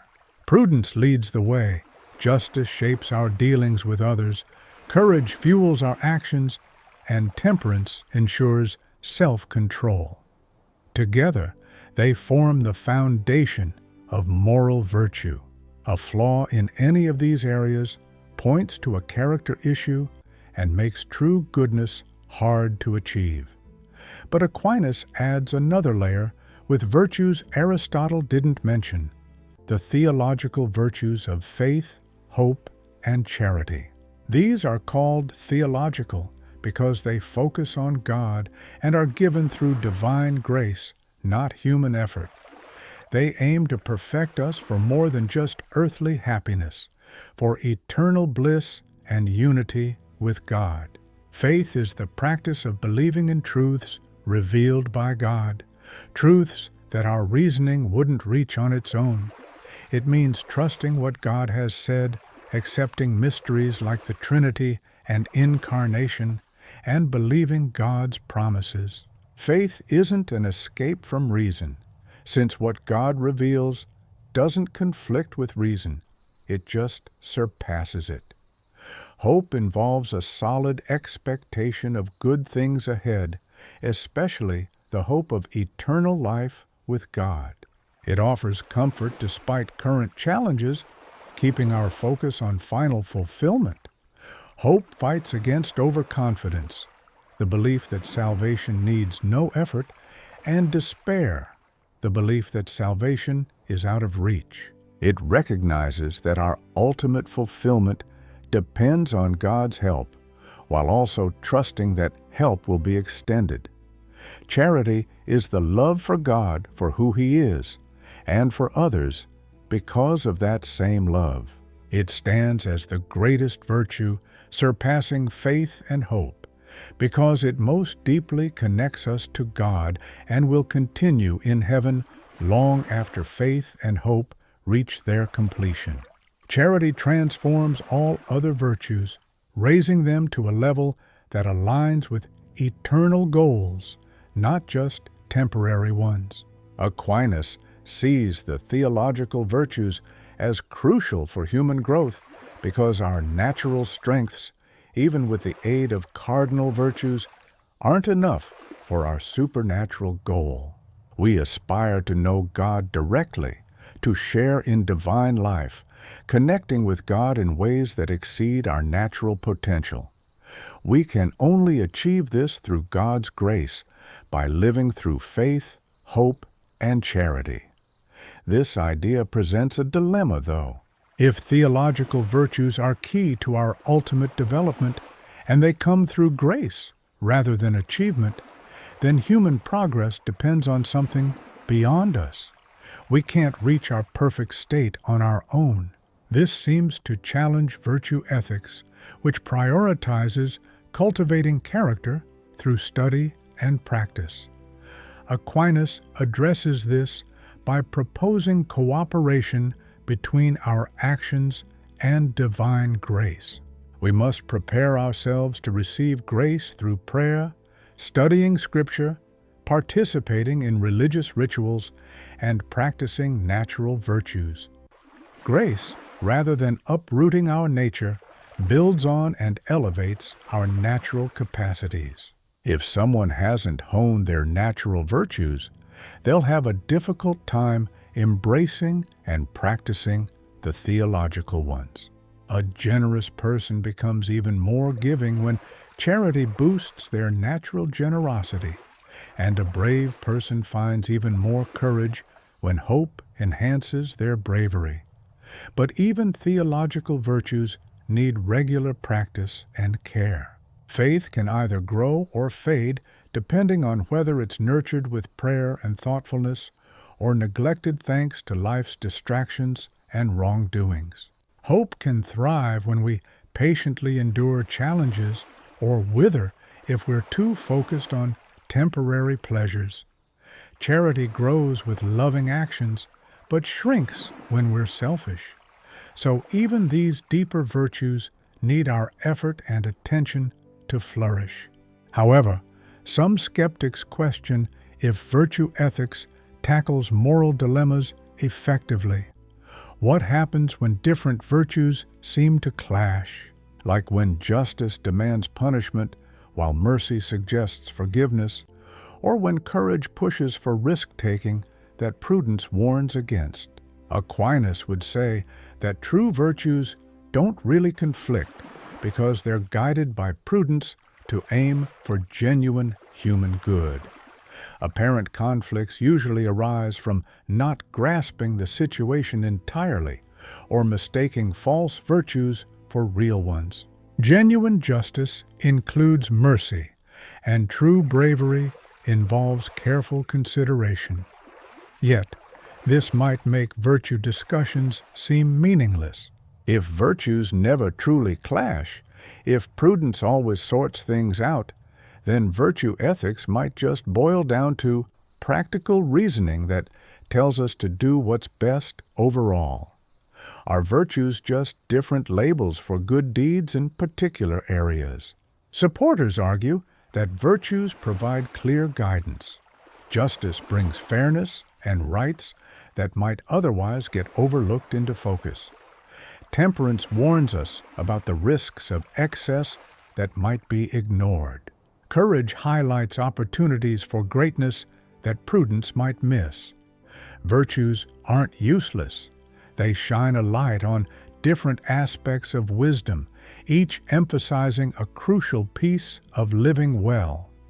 Another criticism questions the unity of virtues. Following Aristotle's lead, Aquinas maintains that moral virtues are connected. You can't truly possess one without the others. Real courage needs justice, temperance, and prudence. True justice requires courage to support it, temperance to avoid biases, and prudence to apply it wisely. The virtues work as a unified whole, yet this might seem out of touch with reality. People may be brave in some situations, but fearful in others. Someone might be fair at work, but indulgent at home. This unity concept seems to overlook the messy, inconsistent nature of human character. Aquinas would argue virtues come in varying strengths. Someone might have less than perfect versions of virtues rather than flawless ones. Imperfect bravery might show in a person who faces physical dangers but avoids moral challenges. Perfect virtue harmonizes all other virtues under the guidance of prudence and is elevated by charity. Few achieve this ideal in their lifetime, but it's still the target we should aim for. Critics also question whether habit formation can really lead to true virtue. Does repeating just actions make a person genuinely just, or does it just make them follow rules? What if someone behaves justly out of fear of punishment or desire for praise, rather than a real love for justice? Have they embraced virtue or just learned to imitate it? Aquinas distinguishes between merely performing virtuous actions and acting with virtuous intent. Truly virtuous actions involve not just doing the right thing outwardly, but for the right reasons, with sincere emotions, from a solid character. Virtue isn't just about actions, it's a deep character trait. Habits foster true virtue when they shape both deeds and motivations. When repeated, just acts nurture a genuine love for justice. But how does this transformation happen? How do outward actions shape inner character? Aquinas argues that actions can influence our feelings and desires. By consistently acting justly, even if it feels unnatural at first, we gradually find joy in justice and satisfaction in fairness. Practicing temperance, even when tempted, weakens unhealthy desires and strengthens the pull toward moderation. Over time, habits become second nature, and virtues become a part of who we are. Modern psychology sort of backs this idea. Studies on habit formation reveal that doing something over and over changes our brains, making these actions feel more automatic and rewarding. Research into moral growth shows that acting in ways that help others can increase our empathy and desire to be kind. But critics argue these changes can be fragile and underdeveloped. External behaviors often remain shallow without leading to deeper change in character. Plus, virtue ethics faces a challenge from the situationist angle in social psychology. Experiments show how small situational factors, like finding some change or being in a hurry, can significantly influence moral decisions. People who seem ethical in one context might act differently in another, hinting that character traits aren't stable, but rather depend on the situation. Supporters of virtue ethics say these studies focus on actions, not the core of character. Virtue is about more than just actions. It includes the motivations behind them, how we feel about them, and recognizing moral significance in situations. True virtue is rare, so realizing that most people don't have consistent traits doesn't mean virtue is unattainable, just uncommon. The situationist challenge points out that developing true virtue is tougher than it seems, not impossible or irrelevant. Despite these challenges, virtue ethics has grown in popularity lately. Philosophers see Aquinas' approach as more practical and beneficial compared to theories focused only on rules or outcomes. Virtue ethics highlights character, emotions, practical wisdom, and the richness of moral life in a way that fits actual moral experiences. In fields like medical ethics, this approach helps guide professional excellence. Instead of merely following rules or counting results, great doctors develop virtues like compassion, integrity, and practical wisdom. Business ethics, too, is shifting towards promoting virtuous leadership instead of just rule enforcement. Political philosophy, once again, appreciates the value of civic virtue in democracies. Whether Aquinas' exact ideas hold up is debatable. His blend of theological virtues assumes religious beliefs not everyone shares, and his views on human nature face challenges from biology and psychology. His belief that virtue training always leads to virtue might be too optimistic, considering how resistant human nature is to change. Yet, his main points still resonate. Morality is about who we're becoming, not just what we do. That building character is about repetition and practice. That virtues are linked and need practical wisdom for guidance. That human well-being involves honing our rational and social skills, and that true excellence means training both the mind and heart to embrace what's truly good. These ideas are valuable no matter where someone stands on metaphysical and theological topics. Part 6. Justice and the Common Good explores our nature as social beings, inherently drawn to political life. Living in isolation doesn't really help us thrive. We depend on communities, from family units to nations, to truly flourish. But how do we organize these communities? Who should lead?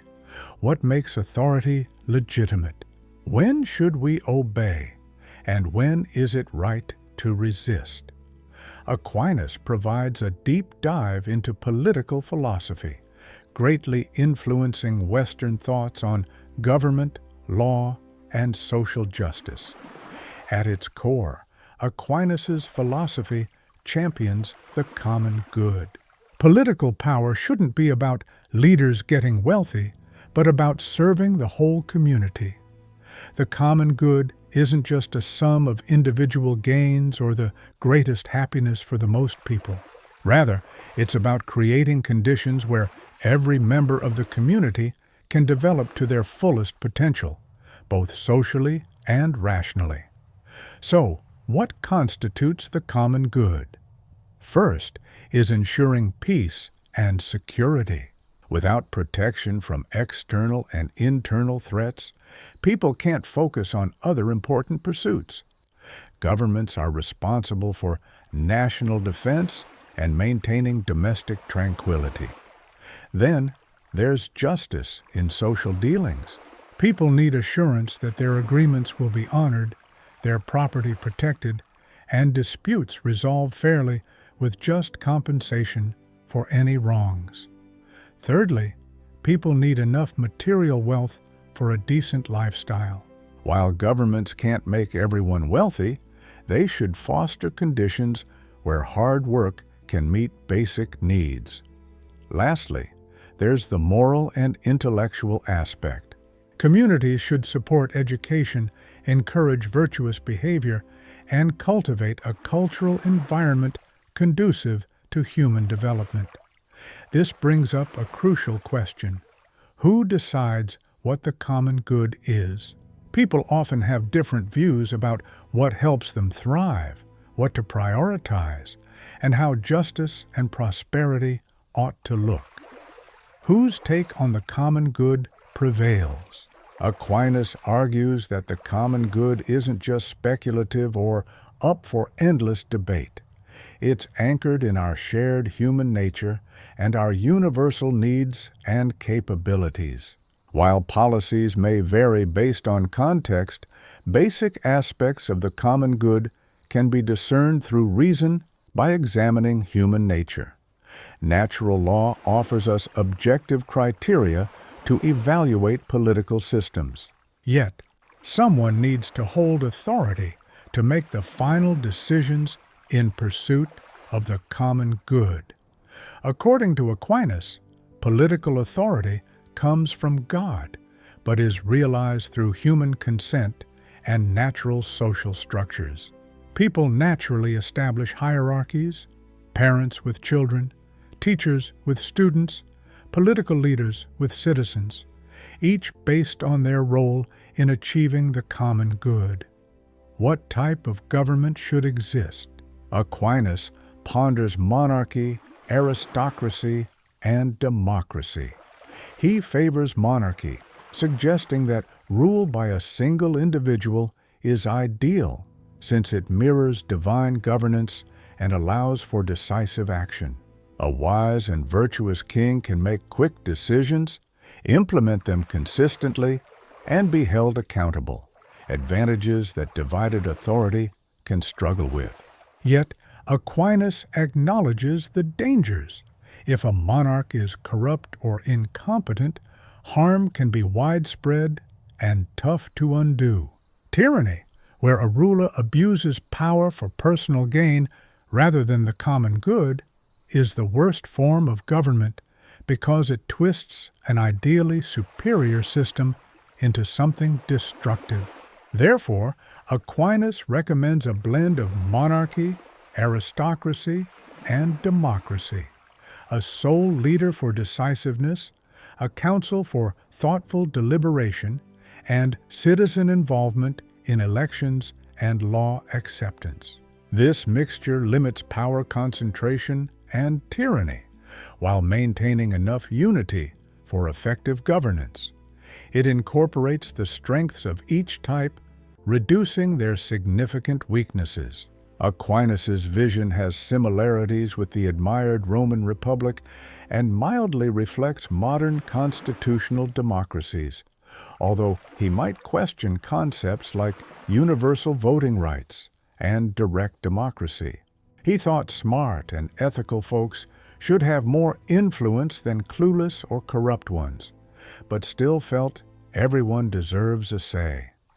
Participating in politics isn't just a right. It's a responsibility that demands learning and moral development. The trickiest part of Aquinas' political ideas is figuring out when to follow leaders and when it's okay to push back. This was a big deal in the 13th century, with popes and emperors battling for control, kings claiming absolute power, and Europe teetering from heresy trials and religious disputes. Aquinas' answers were bold and potentially dangerous for those in charge. Firstly, laws that aren't just have no moral authority. If a law is unjust, it's not really a law at all.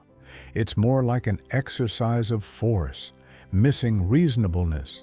If it conflicts with natural or divine laws by demanding sin or injustice, we not only have the right to ignore it, but we're obligated to do so. This idea, drawing on the Acts of the Apostles, we must obey God rather than men, sets boundaries no human authority can breach. But what makes a law unjust? Aquinas points out two categories. A law is unjust if it goes against divine law, making us do what God forbids or stopping us from doing what He commands. Such laws have no moral pull. Alternatively, a law can harm human welfare by being overly burdensome or unfair in its application. These laws only impose obligation to avoid scandal or disorder, not because of true authority, allowing room for civil disobedience. If ordered to commit wrongdoing, like worshiping false gods or harming innocents, you must refuse, accepting the consequences if necessary. If a law is annoying or unfair without promoting serious wrongdoing, you might comply to keep social peace while working for change. Aquinas thus guides on when to comply, when to resist quietly, and when to resist actively. Still, he warns against rebellion and chaos. Tyranny is terrible, but unrest often causes more harm. He suggests patience and prayer when facing unjust rulers. Only if tyranny gets so bad, the harm outweighs the chaos of revolt, and there's a real chance of success, should active resistance be tried. Even then, it should involve collective agreement, not just individuals acting on their own.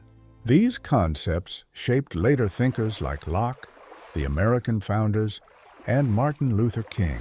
The idea that political power has its limits under natural law, that citizens have rights, rulers must respect, and unjust laws don't bind is rooted in Aquinas, though others built upon these ideas. Aquinas also weighed in on the church-state dynamic, a hot topic in his day. He claimed state and church roles are distinct yet linked. State leaders handle earthly issues like peace, justice, and prosperity, while church leaders deal with spiritual matters, teaching faith, conducting sacraments, and guiding people to salvation. Each should stick to their domain without overstepping into the other's authority. Yet because spiritual goals are superior, spiritual authority takes precedence. When state actions go against divine law, church authorities should criticize and exempt people from compliance. If disputes arise on these boundaries, religious leaders have the final say, evaluating by eternal, not just worldly, measures. This bold perspective endorsed papal influence over secular powers. Nevertheless, he didn't back unchecked papal rule. The Pope's authority is confined to spiritual issues and temporal matters impacting spiritual health. He can't just seize political power or depose kings for political aims. Even the Pope's power is limited, anchored in natural law and each authority's rightful duties. Today's thinkers typically don't agree that spiritual power should outweigh secular authority. The separation of church and state aims to prevent religious figures from controlling government. But Aquinas would contend that you can't fully split the two. Religious beliefs naturally inform ideas about justice, the role of government, and what serves the common good. The real issue isn't if religion influences politics, but how it does, through what channels, and within what limits. Aquinas made waves in political thought with his take on just war theory. So, when is it okay to go to war? Early Christians were mostly pacifists, but by Aquinas' time, Christianity had embraced the Roman ideas of just war, thanks to Augustine. Aquinas sharpened these ideas into a clear rule book for a just war. 3 main boxes need ticking: legitimate authority, just cause, and the right intention. First off, only governments, not individuals or random groups, can declare war. War is a major political decision that should be made by folks looking after the common good. Individual violent actions count as murder or vigilante justice, while organized violence for public reasons might be justified. Second, you need a legit reason to go to war, something big enough done by the other side that demands a military response. This could be an armed attack, a major injustice that can't be fixed any other way, or refusing to address past wrongs. Grabbing more land, revenge, or chasing glory doesn't cut it. The wrongdoing should be serious, not imagined or minor. Third, motivations should be pure. The aim of war should be to restore justice and peace, not to unleash rage or hatred or cause needless suffering. Even with a just cause, bad motives can spoil the action. The end game should be achieving a fair peace and setting things right post-victory. Later thinkers tacked on more rules like proportionality and discrimination, which Aquinas hinted at. This means the harm from war can't outweigh its benefits, Civilians mustn't be targeted, and only necessary force should be used. These guidelines aim to limit war's damage while acknowledging that military action is at times essential to stop or fix deep wrongs. Just war theory has drawn both praise and criticism. It's celebrated for placing moral boundaries on violence, distinguishing justified wars from unjust ones, and emphasizing that might doesn't equal right. Critics argue it can justify violence that should never be allowed, offer leaders excuses to start wars that benefit them but harm their people, and be too ambiguous to provide real guidance. Pacifists outright reject just war theory, believing Jesus' teachings on peace are absolute and that war's costs are always too steep to justify. Realists, on the flip side, see it as naive, viewing war as a matter of power and survival, where moral rules are a handicap. Just war theory sits in the middle, trying to juggle moral limits on violence with the cold reality of the need to defend against threats. Modern challenges add new layers to Aquinas' thinking. Can nuclear deterrence fit just war principles when it risks widespread destruction? Can terrorism ever satisfy the requirement of legitimate authority? Does intervening to stop genocide count as a just cause? How do these old ideas mesh with counterinsurgency situations where combatants and civilians are mixed? Is it right to go for preemptive war against rising threats? These questions highlight that while Aquinas gave us a structure, it's not a one-size-fits-all ethical code for every situation. We need to interpret and adapt his ideas for circumstances he couldn't have imagined. Yet, the core insight remains. The use of force is a moral issue worthy of deep examination. Power must be balanced by justice, and even in war, there are ethical lines that shouldn't be crossed.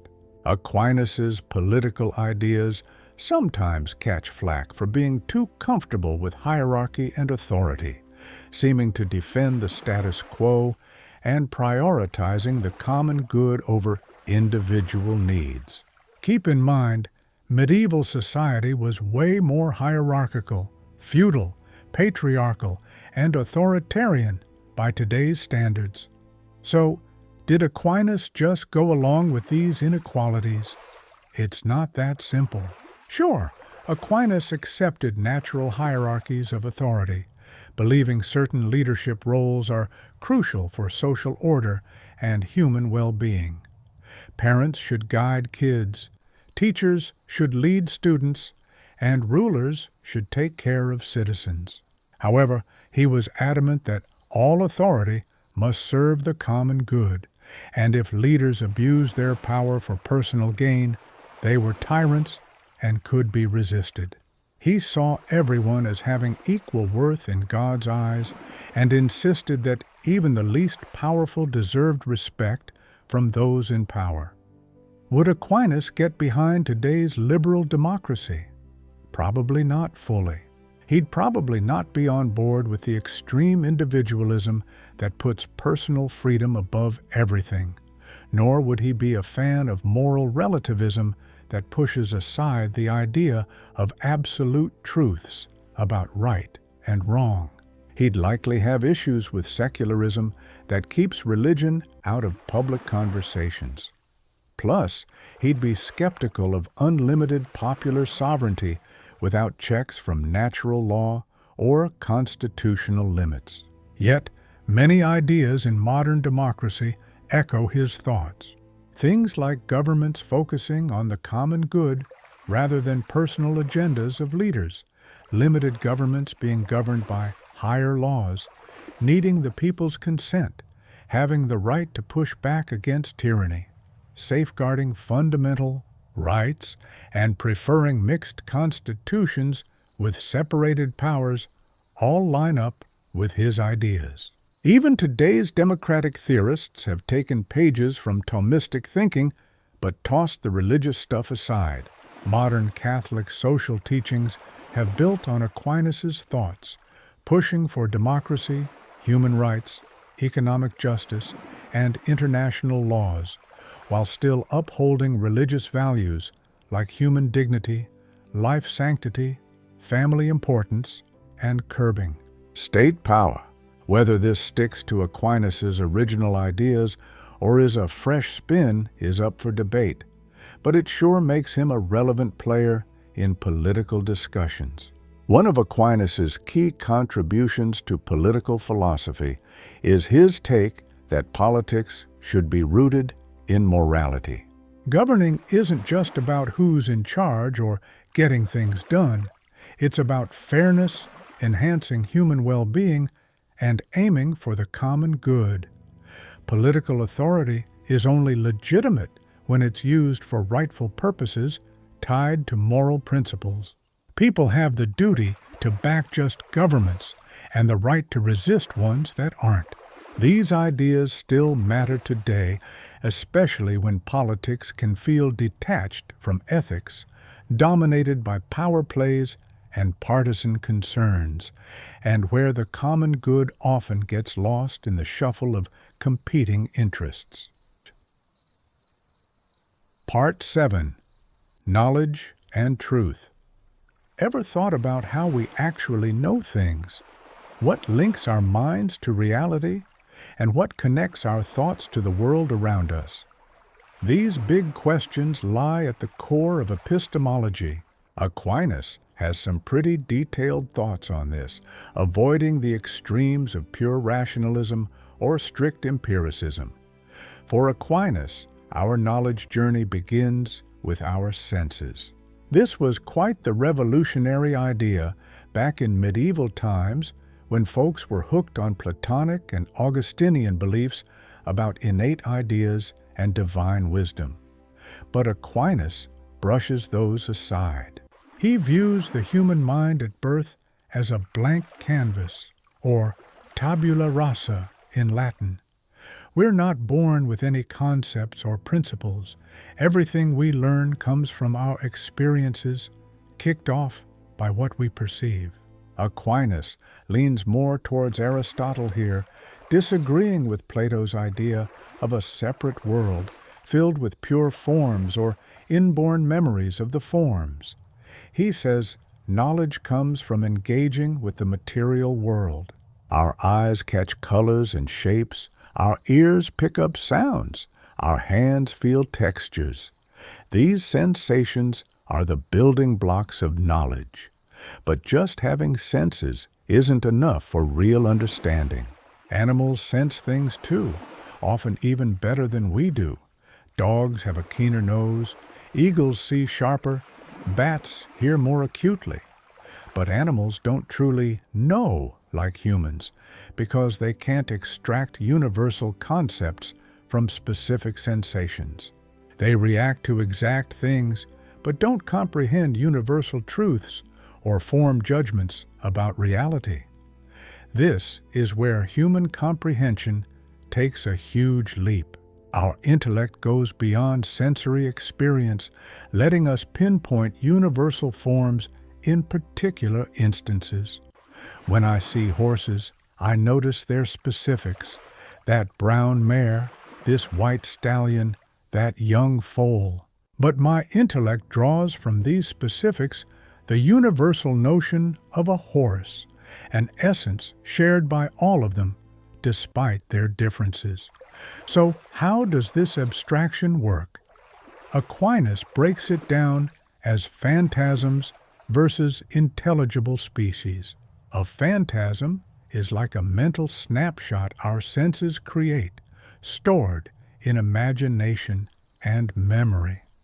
When I look at a horse, my senses form a phantasm of that individual horse. This phantasm is tied to that specific horse and doesn't directly lead to intellectual knowledge because the intellect focuses on universals, not mixed-up sensations.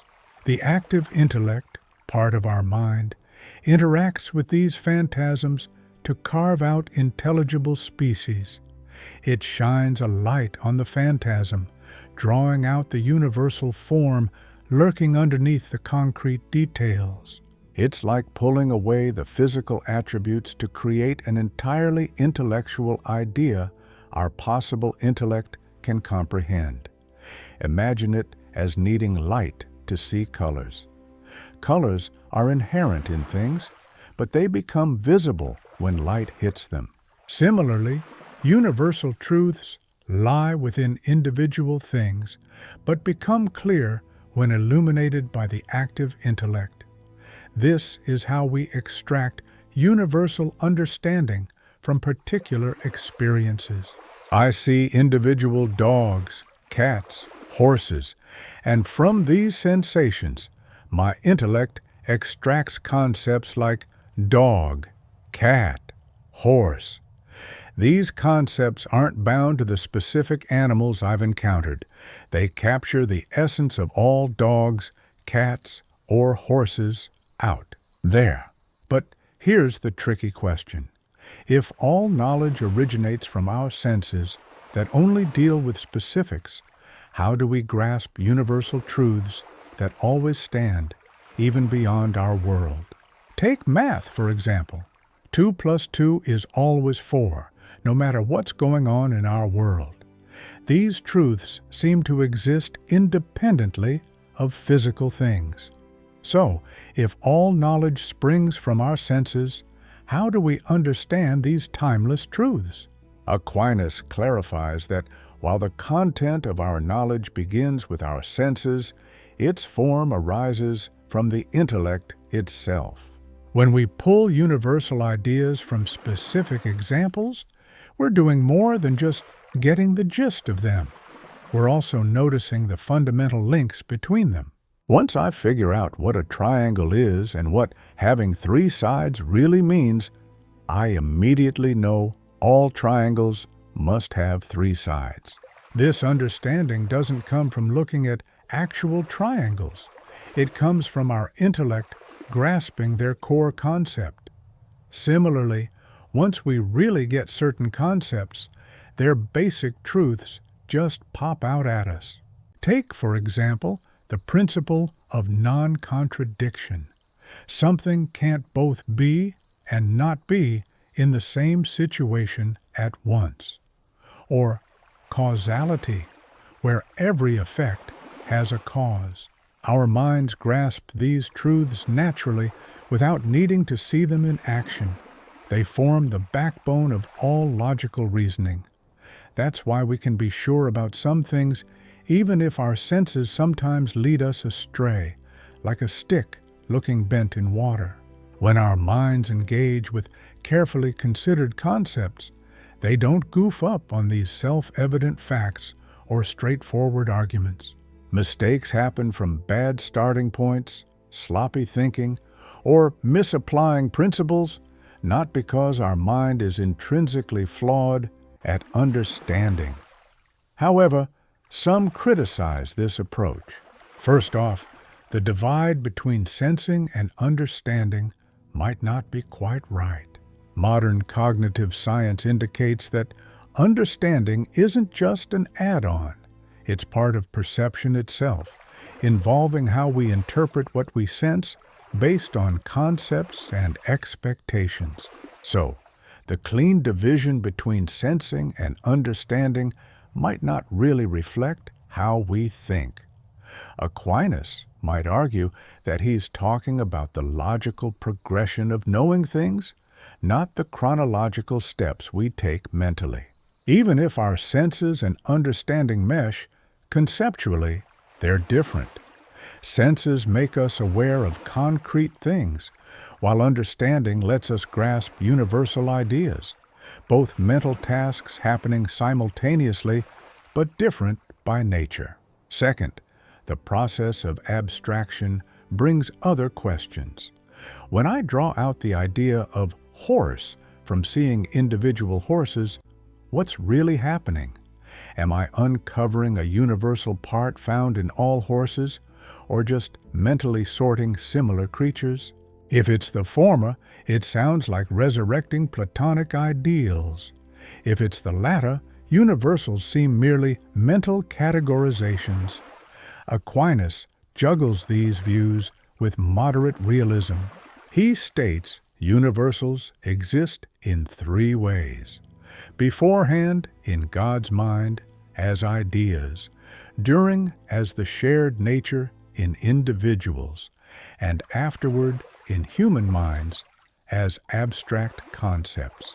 Thus, universals aren't mere mental creations because they're real in individuals, but they're not standalone Platonic ideals since they exist only in specific things and thoughts. This prompts further curiosity about what common nature truly resides in individuals. Consider three horses. Besides the name, what unites them? Different genes, looks, and behaviors abound. Where's the universal nature here? Nominalists, like William of Ockham, argue that universals are mere labels for like individuals, lacking a real nature. Aquinas would counter that the shared nature is the essence that makes each horse a horse. It's not a detachable part like a hoof. It's the core principle turning matter into a horse, giving it distinct abilities and actions. This form is real in each horse, but through abstraction, we come to know it as our intellect journeys from tangible examples to universal ideas. Third, thinking about intelligible forms. If our knowledge is of the form in our minds and not of the thing itself, how can we be sure our ideas match reality? This was Descartes' puzzle, which led to doubts about whether our ideas truly reflect the world. Imagine we're just brains in vats, experiencing fake sensations. How do we break away from our own mental ideas to figure out if they really match up with reality? Aquinas wouldn't go along with this idea. We don't perceive intelligible forms as the objects themselves. Instead, we see reality through them, but they aren't the things we're actually seeing. These forms help our minds connect with reality. They're not a barrier between us and what's real. When I grasp the idea of a horse, I'm not just looking at a thought in my mind. I'm getting what real horses are in the world. The forms help me understand, but aren't what I'm actually grasping. But is that a good enough explanation? It seems like it just states direct realism is correct without proving how our thoughts give us direct access to the real world. Modern philosophy, especially since Descartes, has struggled with this question. Descartes' emphasis on the mind, Kant's separation of phenomena and noumena, and pragmatists' redefinition of truth all stem from frustration with the notion that knowledge is just our minds aligning with reality. There's also the complex system of active and possible intellects, intelligible forms, and sensory images, which seems more theoretical than practical. Can't we simplify this discussion about knowledge? Empiricists claim it's all structured sensations. Rationalists argue knowledge is based on inherent principles, and Kant believes it arises from the mind's categories imposed on sensory experiences. Why stick to Aquinas' intricate system? Fans of Aquinas argue his ideas explain aspects of cognition that simpler theories overlook. Total empiricism doesn't account for universal and necessary knowledge. Pure rationalism fails to show how knowledge connects to reality, and Kant's mind-imposed categories aren't found in the real world.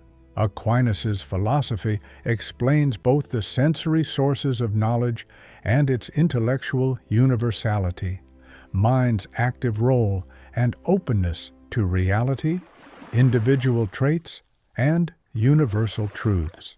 To see how Aquinas links sense and intellect, let's dig a bit deeper. He distinguishes between internal and external senses. The 5 external senses pick up qualities of things. Sight sees color and shape.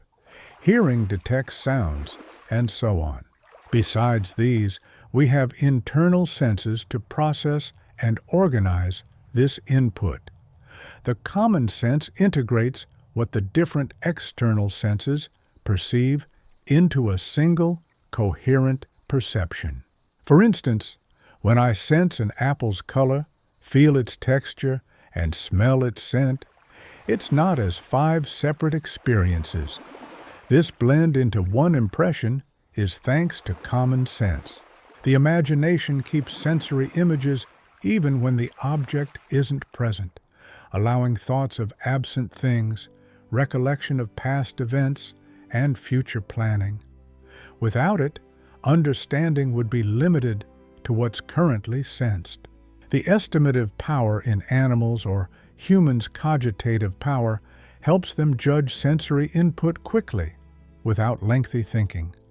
A sheep senses danger from a wolf without intricate thinking. Similarly, we recognize friends without needing a detailed analysis. This capability ties sense to intellect, enabling swift, practical understanding based on what we perceive. Memory doesn't just hold visual images, but links them to time and context, providing a base for intellect to form universal truths and assisting in shaping our personal stories. These internal senses show Aquinas didn't view sensation as just passively taking in information. It's actively processing, organizing, remembering, and judging. It creates a layered world for intellect to navigate using abstraction. Yet, sensation alone, regardless of how advanced, isn't understanding. Grasping universals and making judgments require intellect. Aquinas outlines 3 intellectual acts. Simple apprehension is about understanding essences without affirming or denying anything. When I grasp what a horse is, that's simple apprehension. This work provides some ideas, but it's not quite full-blown knowledge yet. Judgment is what shapes these ideas into statements, allowing us to agree or disagree. For example, when I declare that this animal is a horse or that horses belong to the mammals, I'm making claims about reality, which can be true or false. It's in judgment that truth or lies become significant. Concepts don't carry truth or falsehood by themselves. It's judgments that do. Reasoning takes what we know and leaps to new conclusions through inference. So, if I figure out that all mammals have warm blood and horses are mammals, then I'm concluding that horses have warm blood too, discovering new understanding from existing beliefs. This line of thought aligns with how Aquinas describes science, revealing truths from foundational principles. For Aquinas, truth is about the mind aligning with reality. A judgment is true if what it states actually exists, and false otherwise. Even though this sounds simple, it raises tough questions. What does aligning really mean? How do we know when our judgments match up with reality? And why is one part of this alignment the authority? Aquinas distinguishes between truth in objects and truth in minds. Things are true as they align with the divine mind that made them. A good horse is a true horse, fully embodying its essence as God envisioned it. This form of truth is about things being what they should be. However, this ontological truth is different from logical truth. Logical truth deals with how our judgments fit reality. When my mind grasps what something is and judges it correctly, My judgment is true. This truth comes from how the mind and object relate. The object is the reference for judgment. If they align, it's true. If not, it's false. There's also the notion that the mind can gauge the object. Artifacts are true when they reflect the Creator's design. A house is true if it matches the architect's plan. In this case, the mind leads, and the object must fit that vision. This dynamic between mind and object goes both ways. Natural things shape our understanding, while artifacts are made based on the knowledge that conceived them. Aquinas believes these three truths converge in God. The divine mind is the standard for all things, having perfect knowledge, balancing cause and effect. In God alone, existence and understanding are unified, making God's knowledge inherently true. In contrast, our knowledge is indirect and imperfect. Our minds adapt to things, not the other way around. That's why science depends on observation and testing, why we make errors and correct them with clearer evidence and reasoning. This raises the question of skepticism. How confident can we be that our judgments truly reflect reality? Aquinas remains optimistic. He thinks we can have certain knowledge about many things through senses and deduction.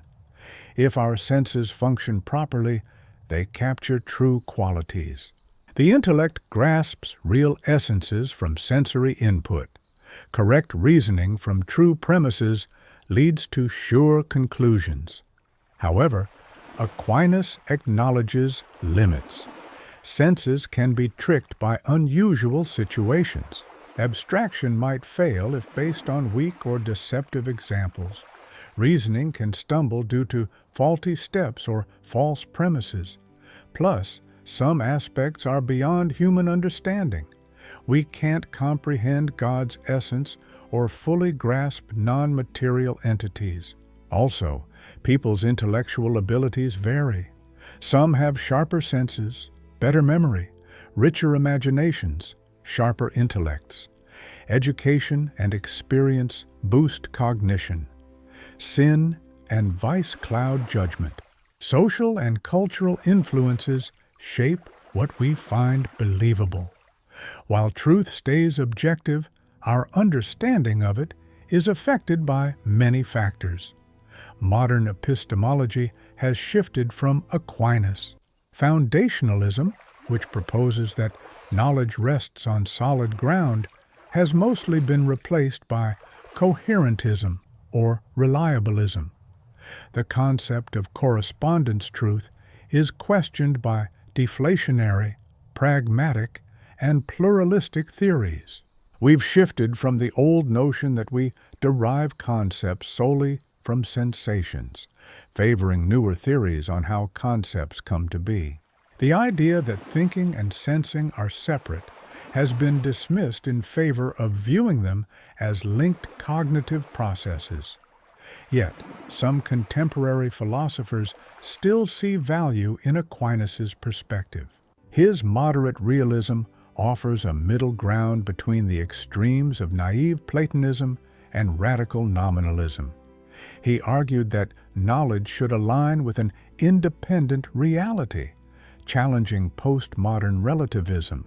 Aquinas acknowledged various levels of knowledge, such as perception, math, and metaphysics, which align well with our diverse ways of understanding. By blending empirical and rational elements, he avoided leaning too heavily on either pure empiricism or pure rationalism. Analytical Thomists have worked to put Aquinas' knowledge ideas into modern terms. They view his take on abstraction as a way to describe concept acquisition, not as a mysterious mental event. His distinction between sensation and thought corresponds to the difference between perceiving and conceptual understanding. His judgment theories echo current thoughts on opinion and truth. Debates arise over whether these modern interpretations maintain Aquinas' insights while steering clear of his pitfalls. Critics argue that updating Aquinas reduces his theory to basic ideas that knowledge requires both experience and reasoning, both passivity and activity. Supporters, however, assert that key insights, such as knowledge aligning with reality, the objectivity of truth, and the reality of universals, stay relevant regardless of how they're presented. One significant challenge to Aquinas' views comes from naturalism. If we see the mind as just the brain, a physical entity molded by evolution, knowledge becomes about how our nerves handle information shaped by evolutionary demands.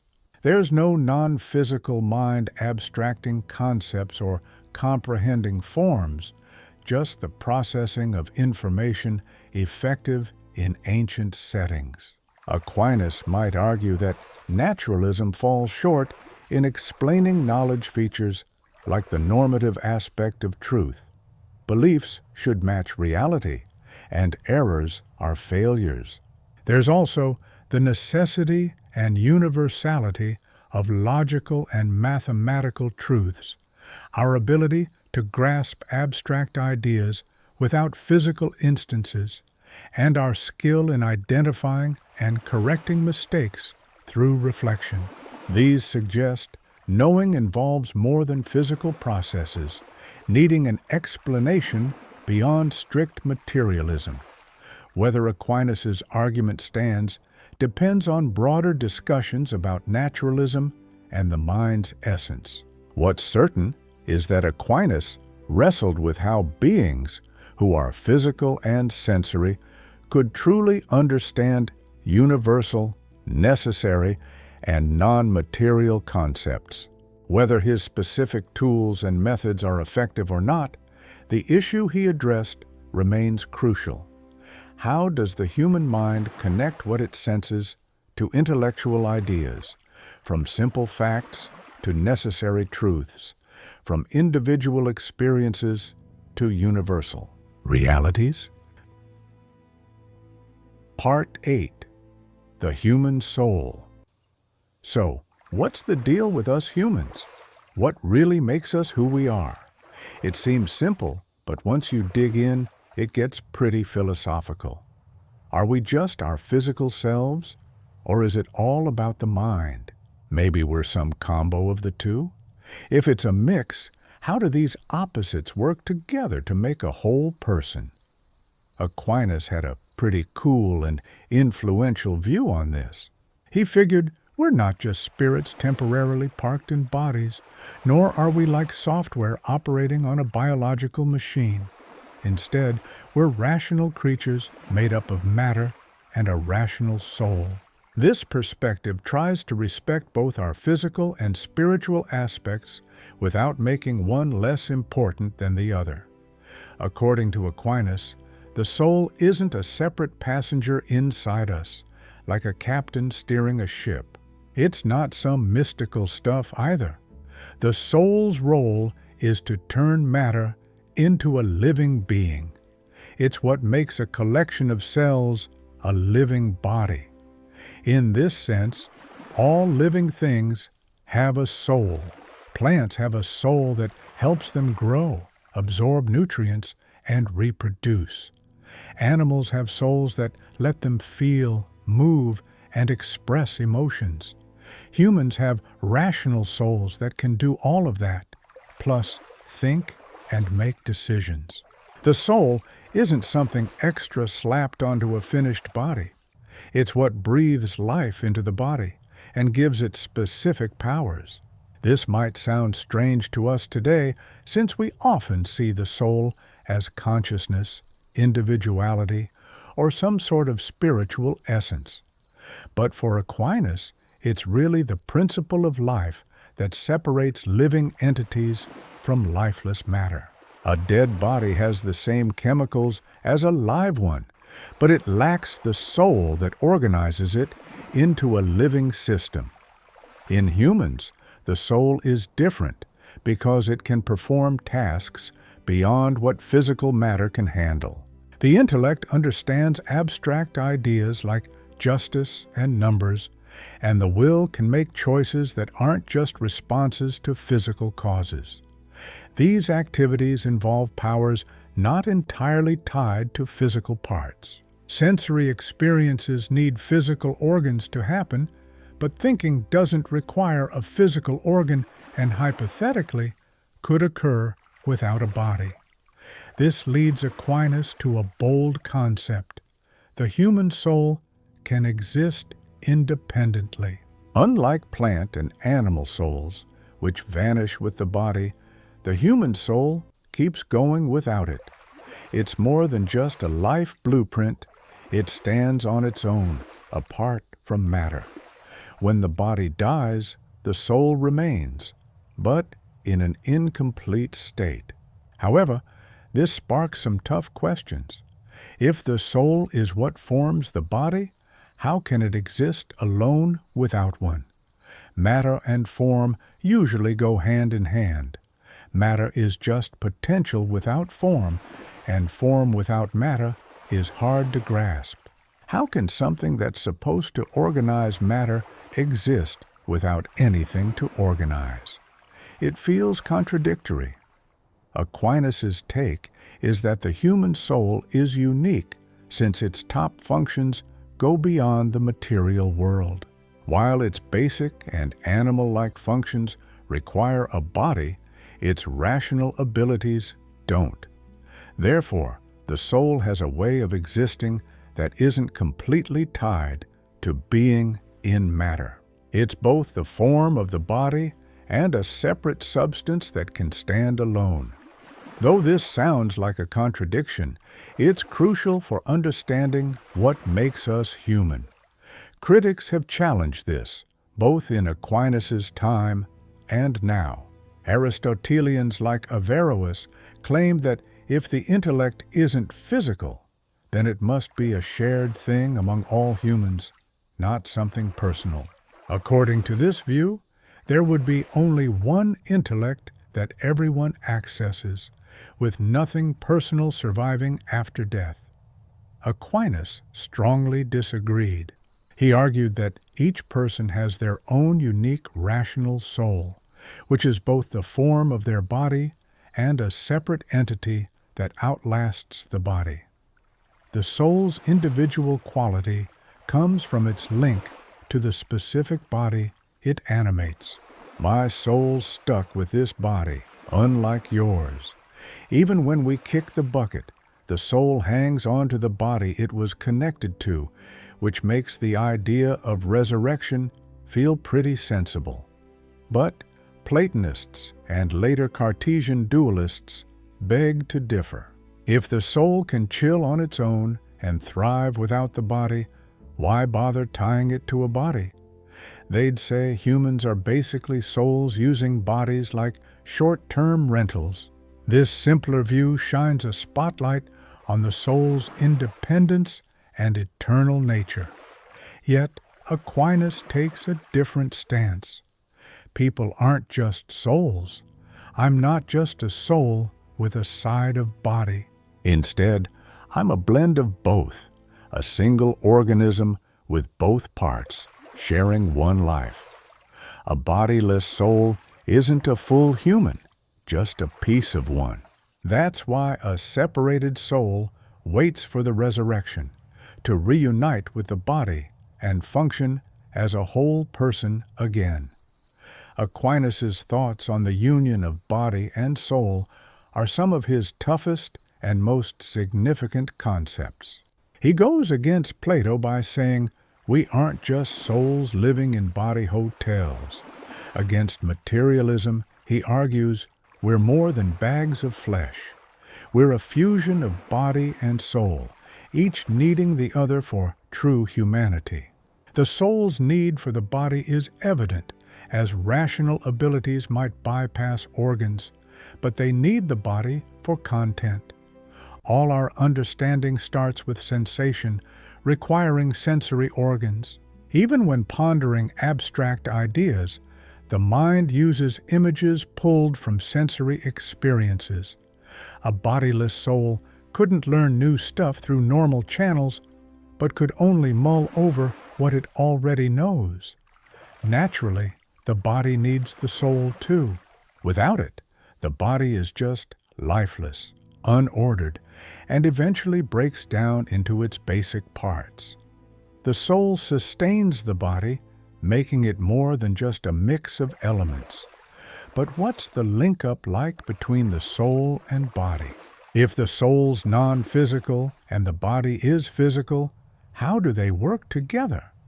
This is what thinkers have been chewing over since Descartes brought it up. Sensations spark thoughts. Seeing fire makes me think of warmth.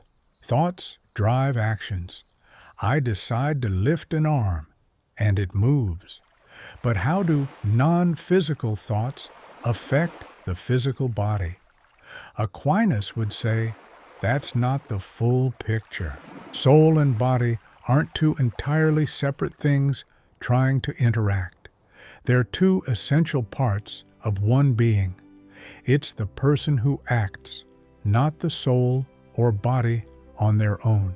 When I see and understand, it's not just one part working alone, but me, the complete person, engaging in activities, merging physical perception and non-physical thinking. Since Descartes, modern philosophy has been irked by this view, shifting away from substance dualism towards materialism or other theories. Yet Aquinas' basic issue lingers: how to reconcile consciousness depending on brain states while wrestling with explaining conscious experiences purely through physical processes. Neuroscience has shown deep connections between mental states and brain activities. Damage to certain brain areas messes with specific cognitive abilities.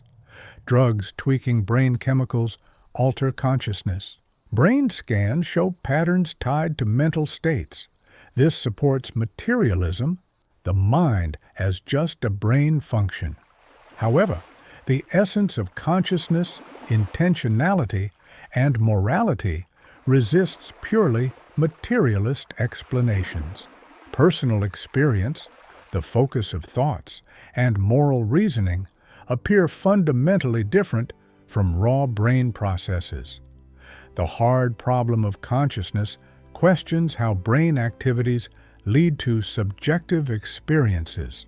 No objective, third-person account of brain activity seems to really explain the first-person view of being conscious. Aquinas wouldn't be surprised by the tight links between mental and brain states. He was pretty set on the belief that in our world, our mental capabilities are tied to our physical organs, even if the intellect itself is something beyond the physical. The brain is responsible for forming mental pictures, keeping focus, and storing memories.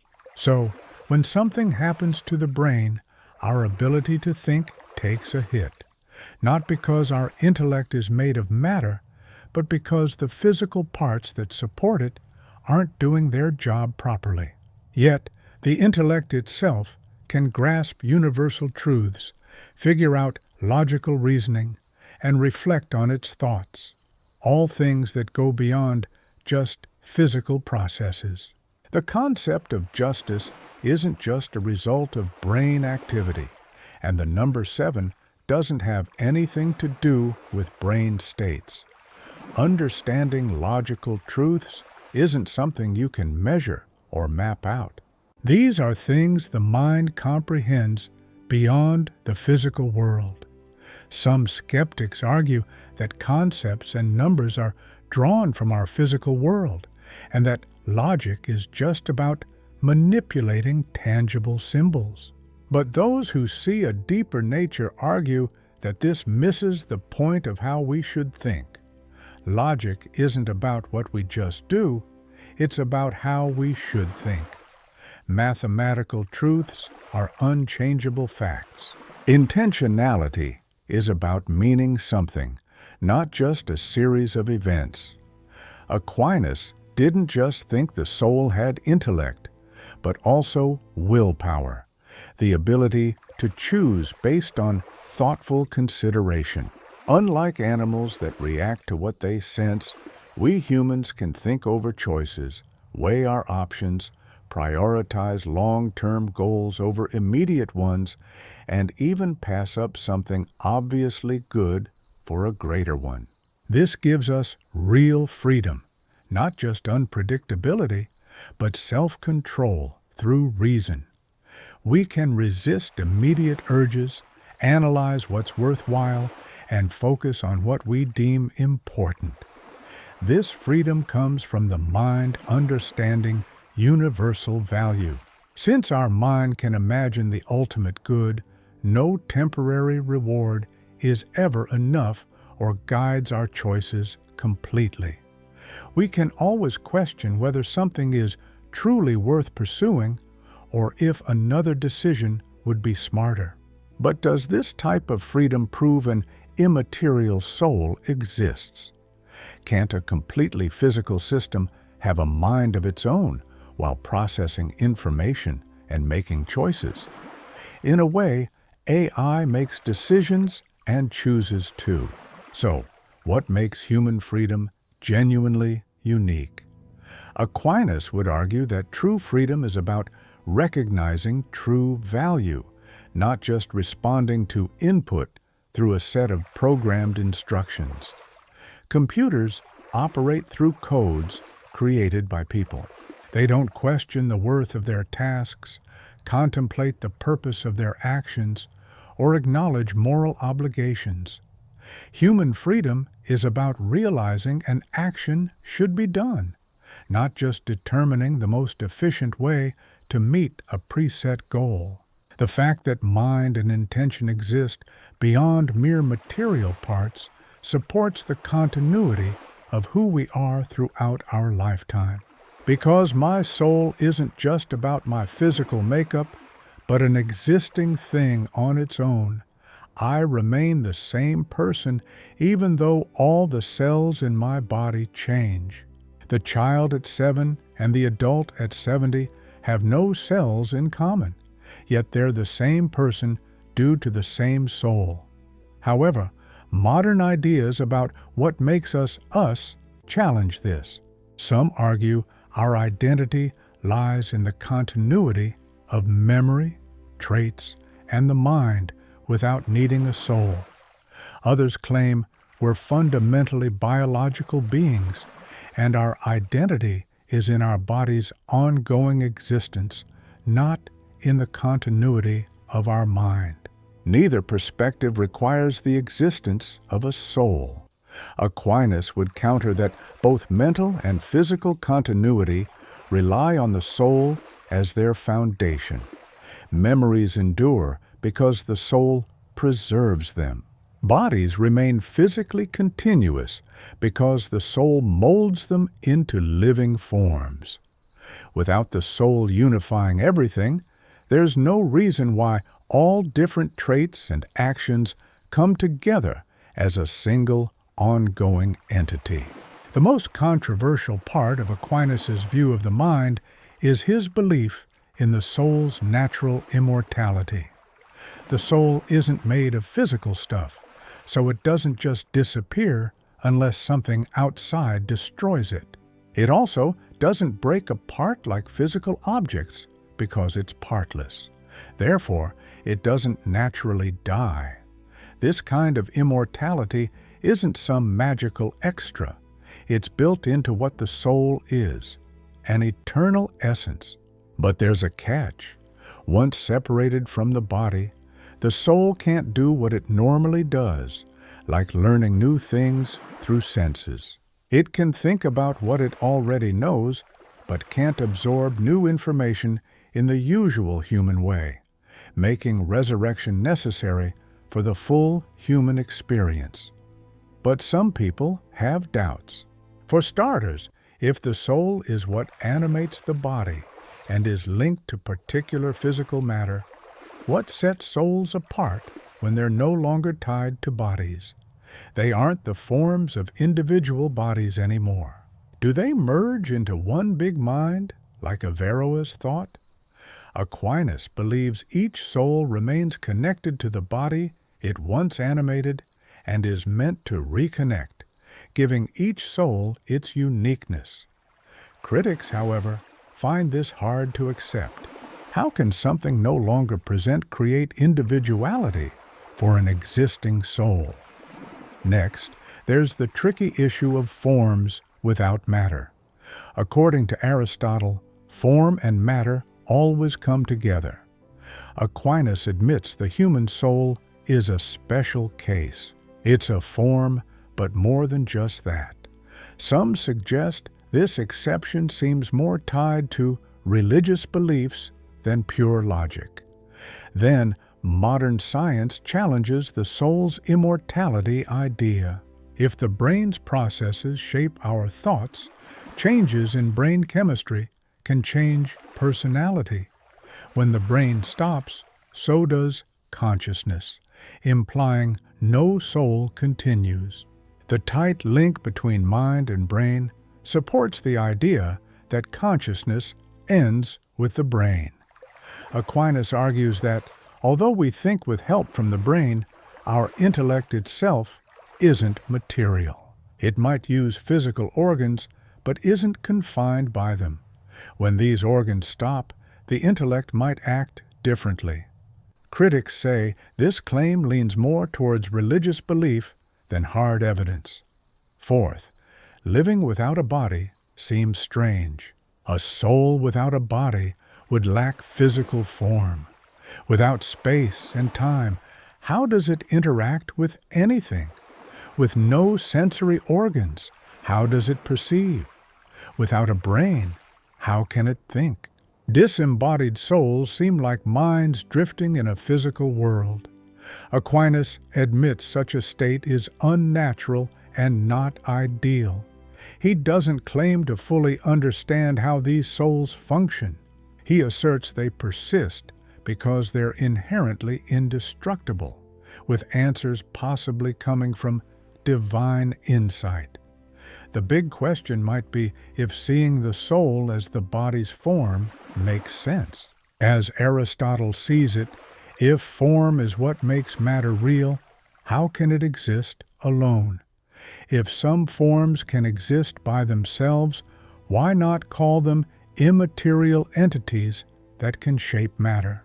This loops back to the old substance dualism debate, where soul and body are separate entities. Aquinas insists his view isn't dualism.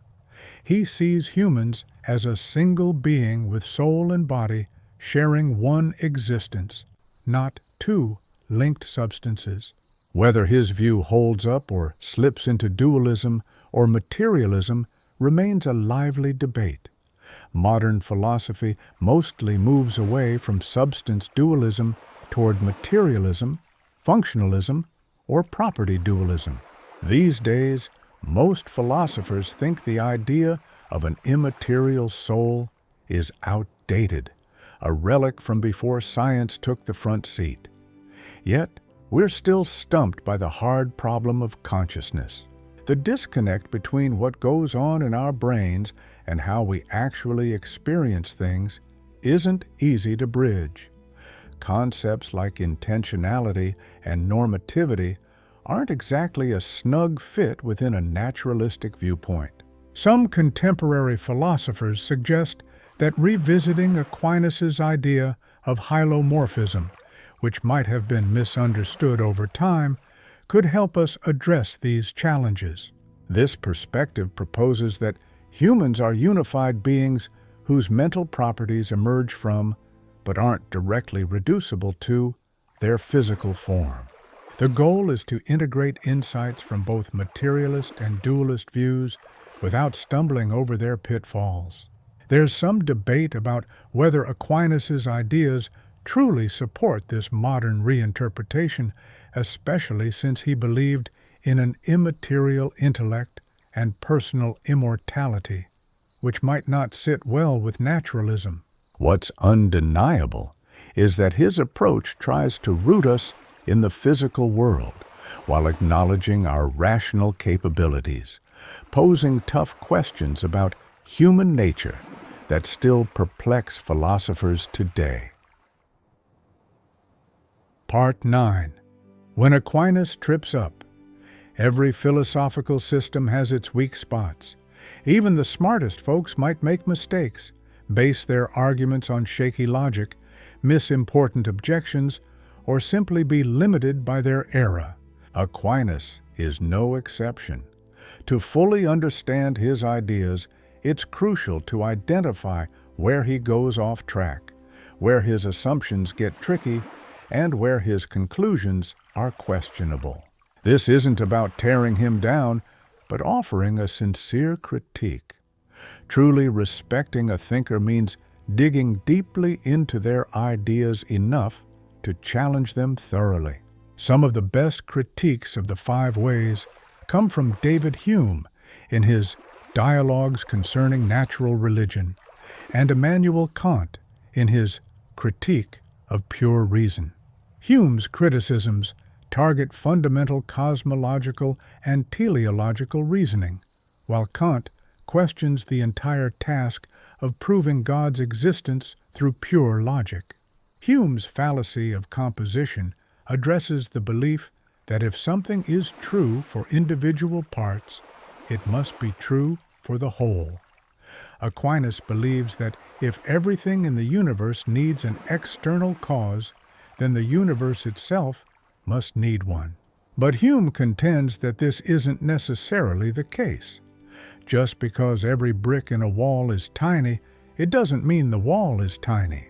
A person's every part could be under 6 feet, but the person might still be 6 feet tall. Similarly, every part of the universe could be contingent without proving the universe as a whole is contingent.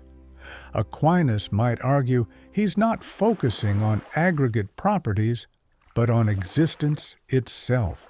If every existing thing needs a cause, and the universe is just these existing things bundled together, then what explains their existence instead of nothingness? Hume's counter is straightforward. Explaining each part might be enough without needing to explain the entire collection. Hume also questions if causation is as crucial as Aquinas insists. We often notice that events of type A happen before events of type B, but do we really ever see causation itself, some inevitable bond between cause and effect? Or are we just recognizing a sequence and assuming causation because it's familiar? If causation is merely consistent succession without an essential link, then the idea that every effect requires a cause is up for debate. Aquinas would argue that causation isn't just an observed sequence. It's a metaphysical idea we understand by contemplating the nature of change and existence. Grasping change from potential to actual shows it needs something already actual. This isn't about generalizing from experiences, but analyzing ideas. Yet, Hume might say that projecting our mental habits onto reality and assuming they are universal truths is the problem. Kant goes even deeper with his critique. He says existence isn't a genuine attribute. Saying God exists doesn't add anything to God's concept. It just indicates the concept exists in reality. But concepts alone don't reveal if they truly exist. Existence has to be verified through experience, not solely through theoretical reasoning. This challenges all of Aquinas' 5 ways, which rely on deductions from motion, causation, contingency, perfection, and order to conclude God's necessary existence. However, if existence can't be deduced from concepts, no matter how logical the deductions, they can't confirm actual existence. They might imply that if certain things are real, God must be too, but they don't confirm God's actual presence. Aquinas' supporters argue that his reasoning starts from sensory experience, rooted in the real world rather than abstract thinking. He begins with real-life experiences of motion, causation, and contingency, and reasons towards their necessary causes. It's a matter of inferring cause from effects we can observe, not deducing existence from theoretical ideas. Nonetheless, Kant would question if arguments grounded in experience can stretch beyond potential experience to verify the reality of something like God. Natural law theory also faces tough challenges, especially when dealing with the is-ought problem.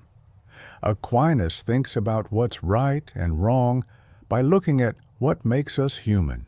We naturally want to survive, have children, learn new things, and socialize. From these instincts, he believes we should protect life, responsibly raise children, seek knowledge, and live peacefully. But just because we have a natural urge doesn't mean acting on it is automatically right.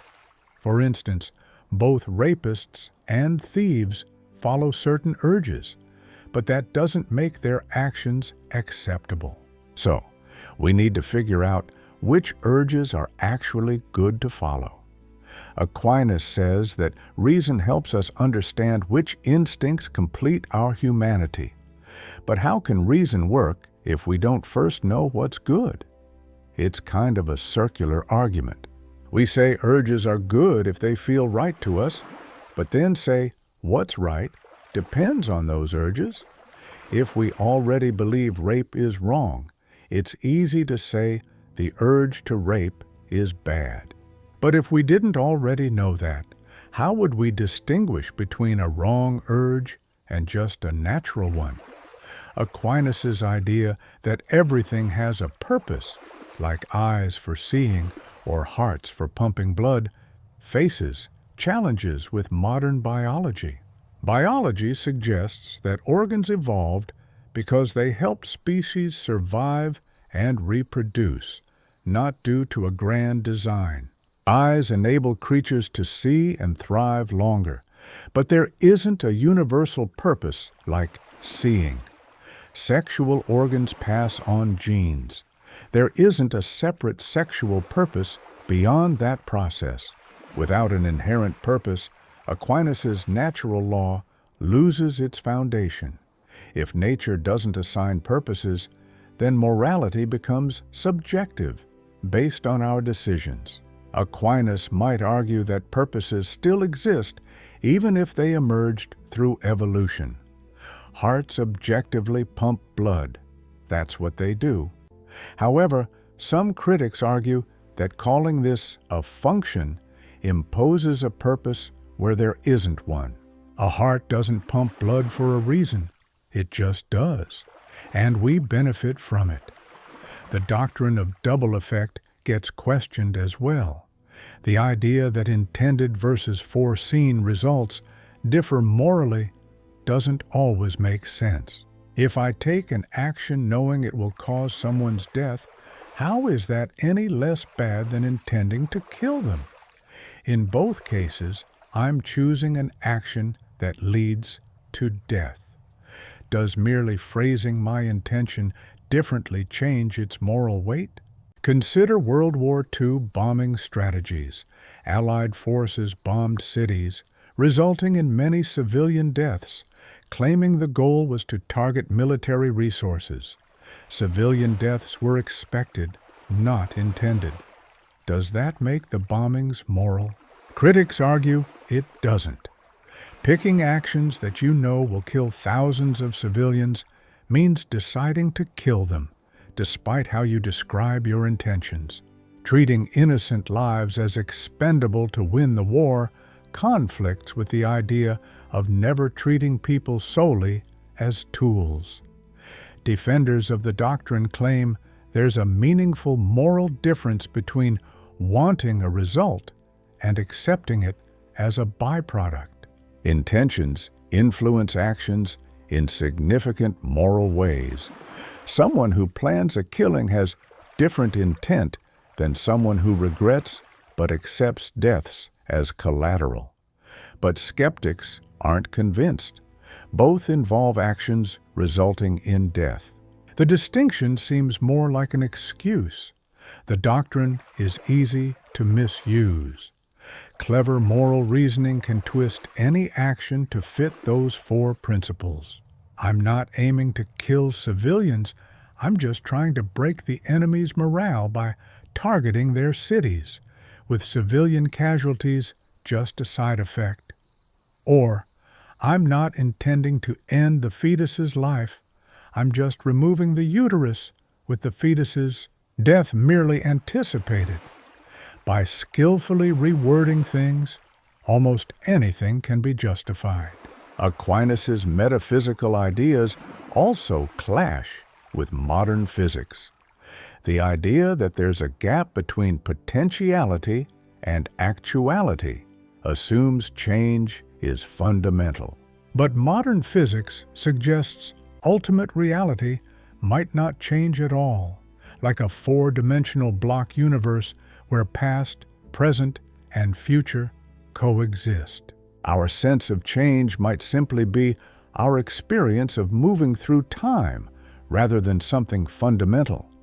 If so, potentiality and actuality are just mental constructs we place on a fixed reality, not genuine metaphysical truths. Quantum mechanics messes with Aquinas' notion that nothing can initiate its own potential. Quantum fluctuations seem to happen randomly without a cause, with particles popping into existence from seemingly nowhere without a precursor. In the realm of quantum fields, virtual particles appear and vanish constantly. If quantum mechanics is accurate, then Aquinas' cosmological argument faces a major hurdle. Supporters of Aquinas argue that these quantum events occur in fields governed by the laws of physics, which themselves need explaining. But this feels like sidestepping the issue. If uncaused events occur in quantum physics, it challenges the idea that everything must have a cause. The essence-existence idea, key to Aquinas' metaphysical system, is disputed by many modern thinkers. Is there really a division between what something is and the fact that it exists? Or is this just our way of thinking about things? When I think about what makes up a horse, am I recognizing something separate from the reality of its being? Or am I just imagining horses without considering their actual existence? Some say this distinction isn't all that crucial, pointing out how we can define things without knowing if they exist. But that's more about how we think and talk than about reality itself. Things don't inherently have two components, essence and existence. They simply exist, and we can describe their qualities. Some people find the distinction pointless. How can essence and existence be separate if they can't be split apart? If every essence that exists has its own existence, and every existence is tied to some essence, where's the actual difference? Aquinas suggests they're different, like potential and actual states. But this feels a bit circular. We understand potential and actual through the essence-existence difference, so using these terms to explain that difference doesn't really clarify anything. Aquinas' take on psychology might be the weakest link in his philosophy. The idea of a subsistent form is puzzling. If a form is the reality of matter, then a form existing without matter sounds contradictory. Saying the human soul is a form of the body, but also exists independently, seems conflicting. If it's a form, it shouldn't stand alone. If it's a substance, it's not truly a form of the body. The idea of an active intellect interacting with phantasms to generate concepts seems like intricate theorizing without concrete evidence. Modern cognitive science leans on neural networks and statistical learning to explain concept formation, avoiding spiritual or non-material ideas. Aquinas' detailed metaphysical approach isn't necessary when simpler, scientific explanations work. His arguments for the soul's eternal life feel weak. Even if the intellect is separate from the body's organs, why assume it survives after death? Consciousness is entirely brain-dependent. Brain injuries severely impact or terminate consciousness. When the brain dies, it's logical to conclude consciousness ends as well. Thinking an immaterial soul continues after death feels like wishful thinking, driven more by religious belief than strong philosophical reasoning. The idea that these souls retain their individuality is tricky. How does a soul linked to a particular body stay unique when that body is no more? Do all souls merge together? Aquinas suggests they maintain a connection to the bodies they belong to, but that sounds quite odd. How does connecting to something that's not there help keep them distinct? Aquinas' perspective on ethics can feel too unyielding, leading to some extreme conclusions.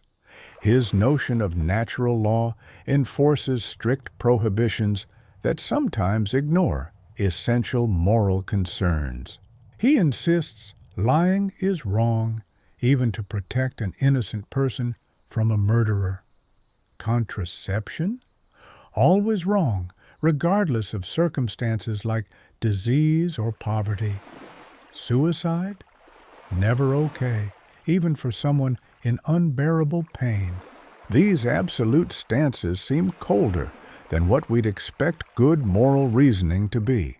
His views on women reflect outdated medieval biases that we now recognize as deeply flawed. He accepted Aristotle's idea that women are just imperfect versions of men and argued that women should take a backseat to men in marriage and society, believing men to be more rational. He also excluded women from the priesthood because he thought only men could represent Christ.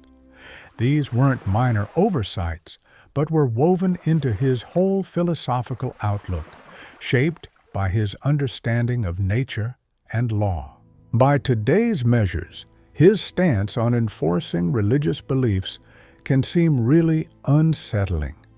He was okay with executing heretics who didn't recant after receiving some instruction, aiming to prevent them from influencing others. He also supported converting pagan children by force and was in favor of censoring and suppressing ideas that clashed with Catholic teachings. While these views align with his beliefs about truth, authority, and the greater good, they don't sit well with our modern views on human rights and dignity. Even his just war theory, despite its attempt to limit conflict, doesn't demand enough.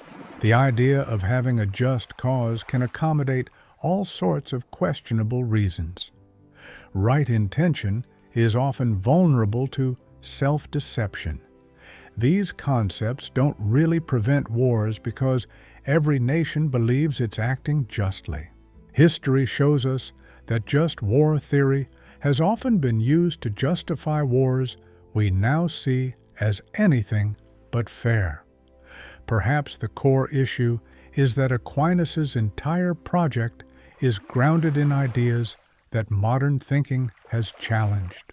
For instance, the idea that reality can be fully understood and possesses a rational structure that we can comprehend, or the belief that everything has its own inherent purpose beyond just the meanings we assign to them. He was convinced that reason could uncover objective moral truths, surpassing social customs or personal preferences. He also considered faith and reason intertwined, with philosophy validating religious truths. However, these views aren't unshakable. Post-Kantian philosophy questions whether we truly understand things as they are or just as they appear to us through our subjective experiences. Evolutionary biology hints that what's perceived as purpose could just be a result of natural selection. In ethics, there's an increasing acceptance of diverse viewpoints that challenges the idea of universal moral truths. Secular perspectives advocate for drawing a clear line between faith and philosophical reasoning.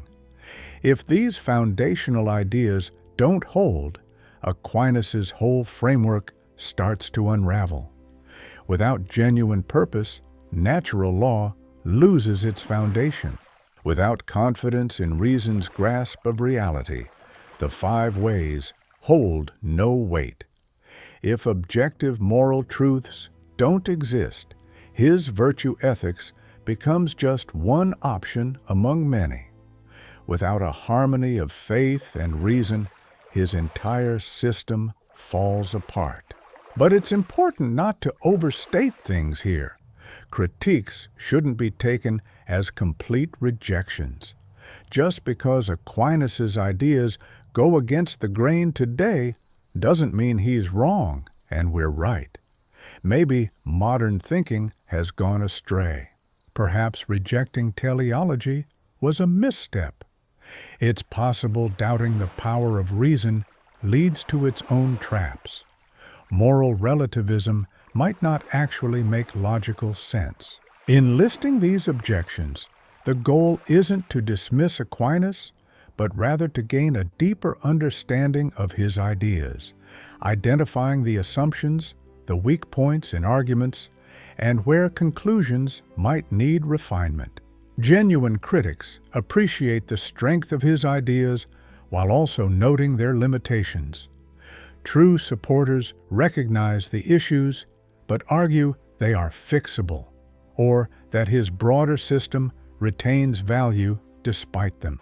Aquinas' brilliance doesn't lie in resolving all philosophical debates for good. No philosopher has accomplished that. He matters for his wide-ranging ambition, his structured method, his profound insights, and the lasting relevance of the questions he explored. Even if we think he missed the mark, understanding why and how is instructive. And even if we disagree with his conclusions, delving into his arguments is often enlightening. Part 10. The Living Debate. It's been 750 years since Thomas Aquinas left this world, yet his ideas still thrive in modern philosophical talks. That's pretty impressive. Most of those medieval thinkers?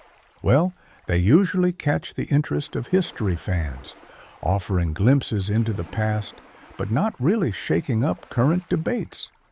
Aquinas, though, is a whole other ball game. His work continues to spark lively debates, inspire new interpretations, and shape discussions around metaphysics, ethics, and religious philosophy today. So, what makes Aquinas such a standout when others fade into the background? There are a few reasons. First off, his work touches on nearly every significant philosophical question. He explored what it means to exist, whether we can truly know things, the foundation of ethics, the existence of God, the ideal structure of laws, and the role of virtues. This broad range means there's something in his writings for every philosopher to dive into. Then there's his method of reasoning. Whether you agree with his conclusions or not, you can't deny that his reasoning was incredibly thorough. Aquinas took great care to define his terms, differentiate between meanings, tackle every possible counter-argument, and structure his arguments methodically. This logical rigor is valuable even to those who don't subscribe to his metaphysical or theological conclusions. Engaging with Aquinas is like taking an advanced course in philosophical reasoning. Moreover, Aquinas' way of merging reason with faith was way ahead of his time. As philosophy and theology started drifting apart, he had already tackled the challenges that arose. How do science and faith coexist? Can there be morality without a divine basis? How should secular and religious authorities interact? These questions are still relevant today, and though Aquinas didn't have all the answers, his thoughts on these issues provide a robust foundation for ongoing discussions. The philosophical landscape has also come back around to some of his key ideas. Over the past century, virtue ethics has re-emerged after being overshadowed by other moral theories. Philosophers are turning back to Aristotle's essentialism, moving away from more modern ideas like nominalism. There's renewed interest in natural law theory, even among those outside the religious fold. And in the philosophy of mind, debates on intentionality and consciousness reflect the questions Aquinas explored. Revisiting his work has proven wise in these contexts too. Modern Thomism isn't some rigid, unchanging doctrine. There are traditional Thomists who stick closely to Aquinas' original ideas. These scholars, often rooted in Catholic academia, support his views on metaphysics, knowledge, ethics, and his arguments for the existence of God, presenting it all as a counterpoint to modern philosophical thought. On the other hand, there are transcendental Thomists, inspired by thinkers like Joseph Marichal, Karl Rahner, and Bernard Lonergan, who tried blending Thomism with Kantian philosophy. They acknowledge that our minds actively shape our understanding instead of just absorbing information. They focused on our quest for infinite truths and saw God as the endpoint of this pursuit. They reinterpreted Aquinas' metaphysics through perspectives of consciousness and subjectivity, though this mix had mixed outcomes. This approach eventually petered out. Older Thomists critiqued it for moving away from Aquinas' focus on objectivity. Analytical philosophers found the approach too abstract. Merging Aquinas with Kant turned out to be a challenging, perhaps impossible task, as they began from fundamentally different starting points. Aquinas supported the idea that we can directly know the world, while Kant argued that we only perceive appearances shaped by our perceptions. Lately, analytical Thomism has been drawing interest. Starting in the 70s and 80s, philosophers trained in analytical philosophy began taking a fresh look at Aquinas' work. Thinkers like Peter Geach, G.E.M., Anscombe, Anthony Kenny, later joined by John Haldane, Eleanor Stump, and Brian Davies, applied the analytical tradition's precise tools and standards to study Aquinas' writings. What makes analytical Thomism unique? First, it's about their approach. They use formal logic, dive deep into conceptual analysis, and prioritize arguments over citations from authority. If Aquinas' reasoning doesn't hold water, analytical Thomists aren't afraid to challenge it. They see his work as philosophical proposals that need critical evaluation rather than gospel truth. Second, it's their engagement with the modern philosophical world. Analytical Thomists are very much a part of today's philosophical scene. They write for top-tier journals, attend big conferences, and participate in debates with philosophers from outside the Thomistic sphere. They're not confined to Catholic circles or Thomistic clubs, using Aquinas to engage people who might normally sidestep the Summa Theologica. Then there's their pick-and-choose strategy. Analytical Thomists aren't trying to defend every bit of Aquinas' philosophy. They zero in on what they find philosophically appealing and let go of what they don't think holds up. Some, for instance, might discard his proofs for God's existence, but latch onto his virtue ethics, while others might back his metaphysics, but not his natural law theory. They treat Aquinas more as a resource of philosophical insights than a rigid framework that has to be fully accepted. But this selective take can cause internal disagreements. What's left of Aquinas, once you remove his theological context, medieval philosophical elements, and outdated scientific notions? Critics claim analytical Thomism is just Thomism on the surface, holding on to the Thomistic terminology but missing the essence. Supporters argue they're uncovering the philosophical core of Aquinas, freeing it from the shackles of his historical context. Current debates within Thomism show its vibrance. Take the discussion on the difference between essence and existence. Is it a real distinction, or is it just a conceptual one? If it's real, what establishes it? How is this tied to the distinction between substance and accidents? Different Thomists give varying answers, referencing different texts by Aquinas and offering various metaphysical interpretations. The universal dilemma also persists. Moderate realism asserts universals exist within things, not as separate Platonic forms, but as common natures genuinely present in individuals. But what exactly is a common nature? How does it exist in individuals without losing its universality? If it becomes particular, how does it remain common? Answers differ. Some emphasize the intellect's role in abstracting universals. Others point to causal powers rooted in common natures, while some devise formal theories to define the being of universals. The interplay between theology and philosophy in Aquinas' work is another topic of discussion.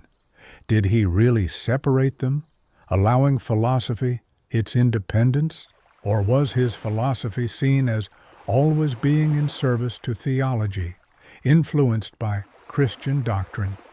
Can non-believers dive into Thomistic philosophy without theological engagement? Or is it so deeply entwined that removing theology distorts the entire system? Conservative Thomists argue that faith and reason in Aquinas are linked. His philosophy can't truly be grasped without his theology, since his arguments rely on Christian metaphysics, even if they don't explicitly reference revelation. Conversely, liberal Thomists feel his philosophical arguments can stand on their own. The 5 ways, for example, don't require faith for understanding or critique. Natural law theory can evolve without a theological basis. This reflects different interpretations of his writings. Finally, there's the intellectual puzzle of the unity of intellect, which set Aquinas against Averroes. Is intellect unique to each person or universal? New findings in cognitive science show that much of cognition is tied to individual brain activity, yet the essence of thought seems universal. When we each see that 2 + 2 = 4, are we tapping into the same truth or individual truths? Aquinas thought it was one truth with 2 separate acts of knowing. But how is this metaphysically possible? Modern virtue ethics often looks to Aquinas, but with some big changes. Philosophers like Philippa Foot, Alasdair MacIntyre, and Rosalind Hursthouse have pushed virtue ethics forward without relying on Thomistic metaphysics. They focus on virtue without being tied to natural law, a fixed human nature, or Aquinas' ideas of teleology. Instead, they emphasize practical wisdom and character, steering clear of deep dives into souls and essences. Can virtue ethics stand on its own without leaning on Thomistic foundations? Some folks believe it's possible to figure out what makes humans thrive through virtues, without diving into deep discussions about the nature or purpose of everything. Others aren't convinced, thinking that without a clear idea of what being human really means, the idea of virtue might get too wishy-washy and lose its punch. The debate rages on, with Thomistic virtue ethics being a major player in the conversation. Natural law still plays a significant part in legal and bioethical matters. Modern thinkers like John Finnis, Germain Grisez, and Robert George have given a modern twist to Aquinas' thoughts. They emphasize basic goods, core values that drive our actions: life, intelligence, friendship, practical wisdom, aesthetic appreciation, and spirituality. These basics provide a groundwork for moral rules without relying on biological purposes or Thomistic metaphysics. The new natural law approach tries to steer clear of the as-ought dilemma while holding on to objective morality. It suggests that we recognize these basic goods through practical reasoning, not just by observing the natural world. Moral rules come from the need to honor these goods in everything we do and to avoid actions that harm them. But critics question if this really dodges the is-ought problem, if the list of basic goods is just random, or if strict moral rules can truly be justified. The most heated debates today swirl around Aquinas' religious philosophy. Are the 5 ways still valid? Can they be revised to address modern criticisms, or should they be dismissed as outdated? Advocates like Edward Fazer argue that the 5 ways, if understood properly, remain persuasive. He feels critics misunderstand them by applying modern perspectives to medieval ideas. These aren't empirical claims. They're about metaphysics, seeking to prove God as the fundamental basis of existence rather than just explaining the world. However, skeptics remain unconvinced. They argue that these depend on contested metaphysical ideas. Infinite regress doesn't hold up, causation is genuine, and actuality is more primary than potentiality. Even if these points are accepted, they might only hint at a necessary being, not the God of traditional religions. More arguments are needed to show this being has traits like all-powerfulness, all-knowingness, perfect goodness, and a personal nature. And those arguments come with their own hurdles. The problem of evil is still a formidable challenge for Thomistic theology. If God is all-powerful and entirely good, why does evil exist? Aquinas' response: that evil is merely the lack of good, that God permits evil for higher purposes, and that free will requires the option to sin, seems inadequate when confronted with terrible evils like childhood cancer, natural disasters, and genocide. Philosophers today debate whether any explanation can truly address the issue, and whether belief in God can remain rational given such evil. In applied ethics, Thomistic thought has made significant contributions. Catholic bioethics heavily leans on natural law and the doctrine of double effect to tackle topics such as abortion, euthanasia, reproductive technologies, and end-of-life decisions. The effectiveness of these strategies, or whether they simply apply rigid rules without considering specific cases, is a topic of vigorous debate. Thomistic ideas on just war are used in debates about humanitarian intervention, terrorism, nuclear arms, and drone warfare. Whether this guidance is beneficial or merely provides justification for violence is also debated. There's been a renewed interest in Thomistic ideas in political science circles, covering the common good, subsidiarity, natural rights, and government limits.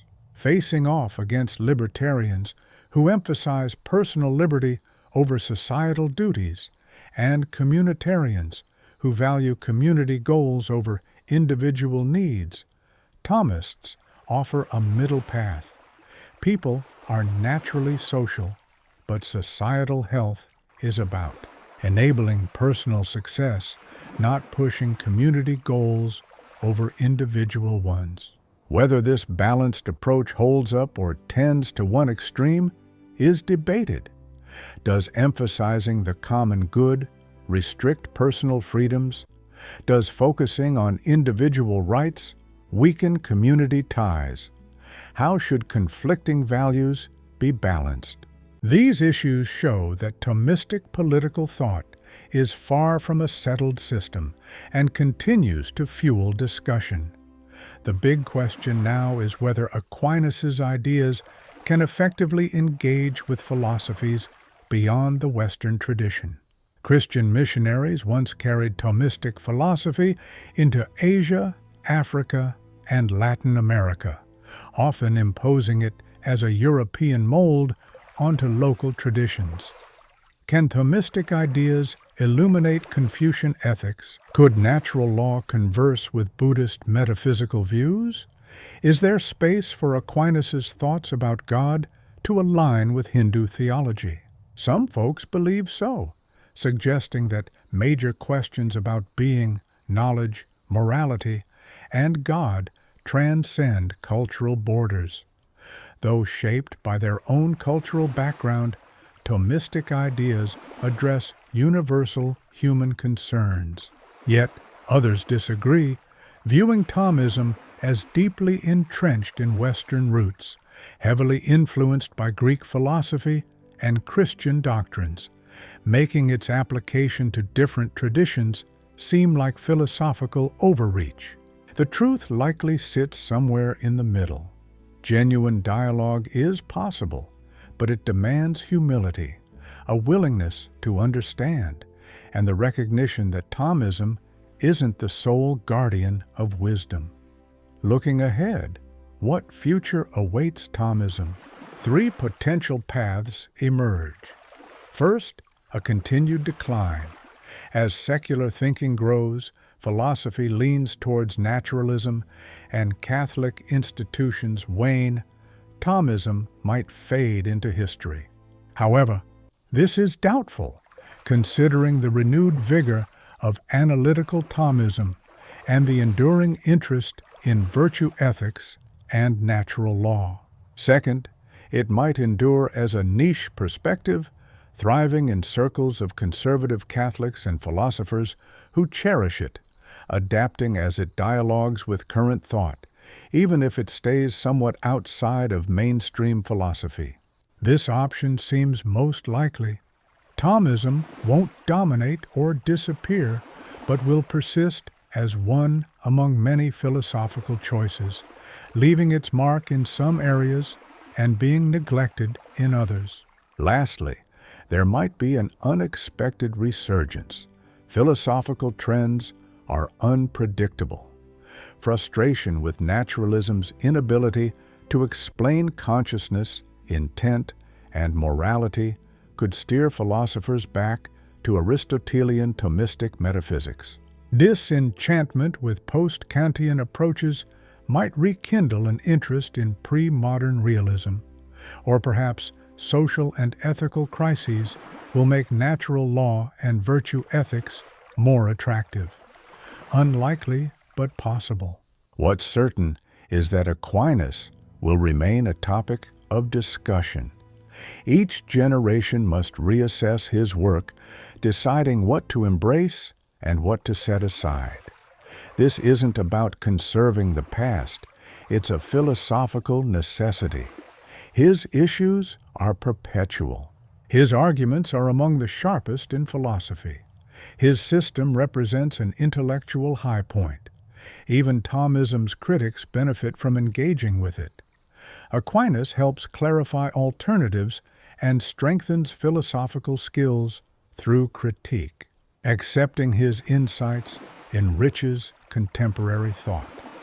Whether seen as an opponent or ally, a historic mind or a modern-day influence, Aquinas is crucial for those digging into deep questions about existence, knowledge, ethics, and God.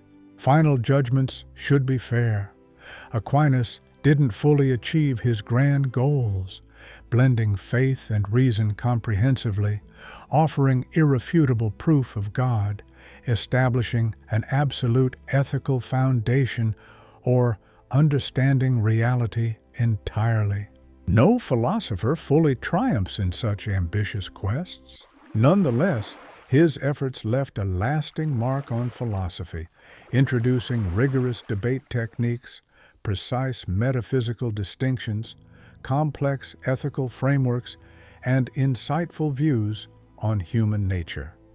We cannot just adopt Thomism unchanged. Much has shifted. Our science differs. Our philosophical landscape has altered. Our society has evolved.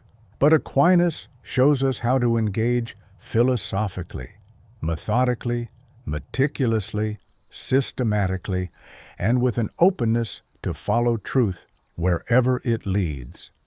We can glean insights from him while leaving behind his missteps. We can appreciate his accomplishments while advancing beyond them. Philosophy progresses not by ignoring the past, but by critically engaging with it. Aquinas built upon Aristotle, Augustine, Avicenna, correcting their perceived mistakes. We interact with Aquinas in the same manner. The conversation stretches over centuries, each generation offering its take, yet none claiming a final answer. This is the core of philosophy, ancient wisdom blending with modern quests, reason's pursuit of truth, and minds exploring the mysteries of existence. In ongoing discussions, Thomas Aquinas remains a key figure, even after 750 years, still sparking debates, educating us, and showcasing how far philosophy can go.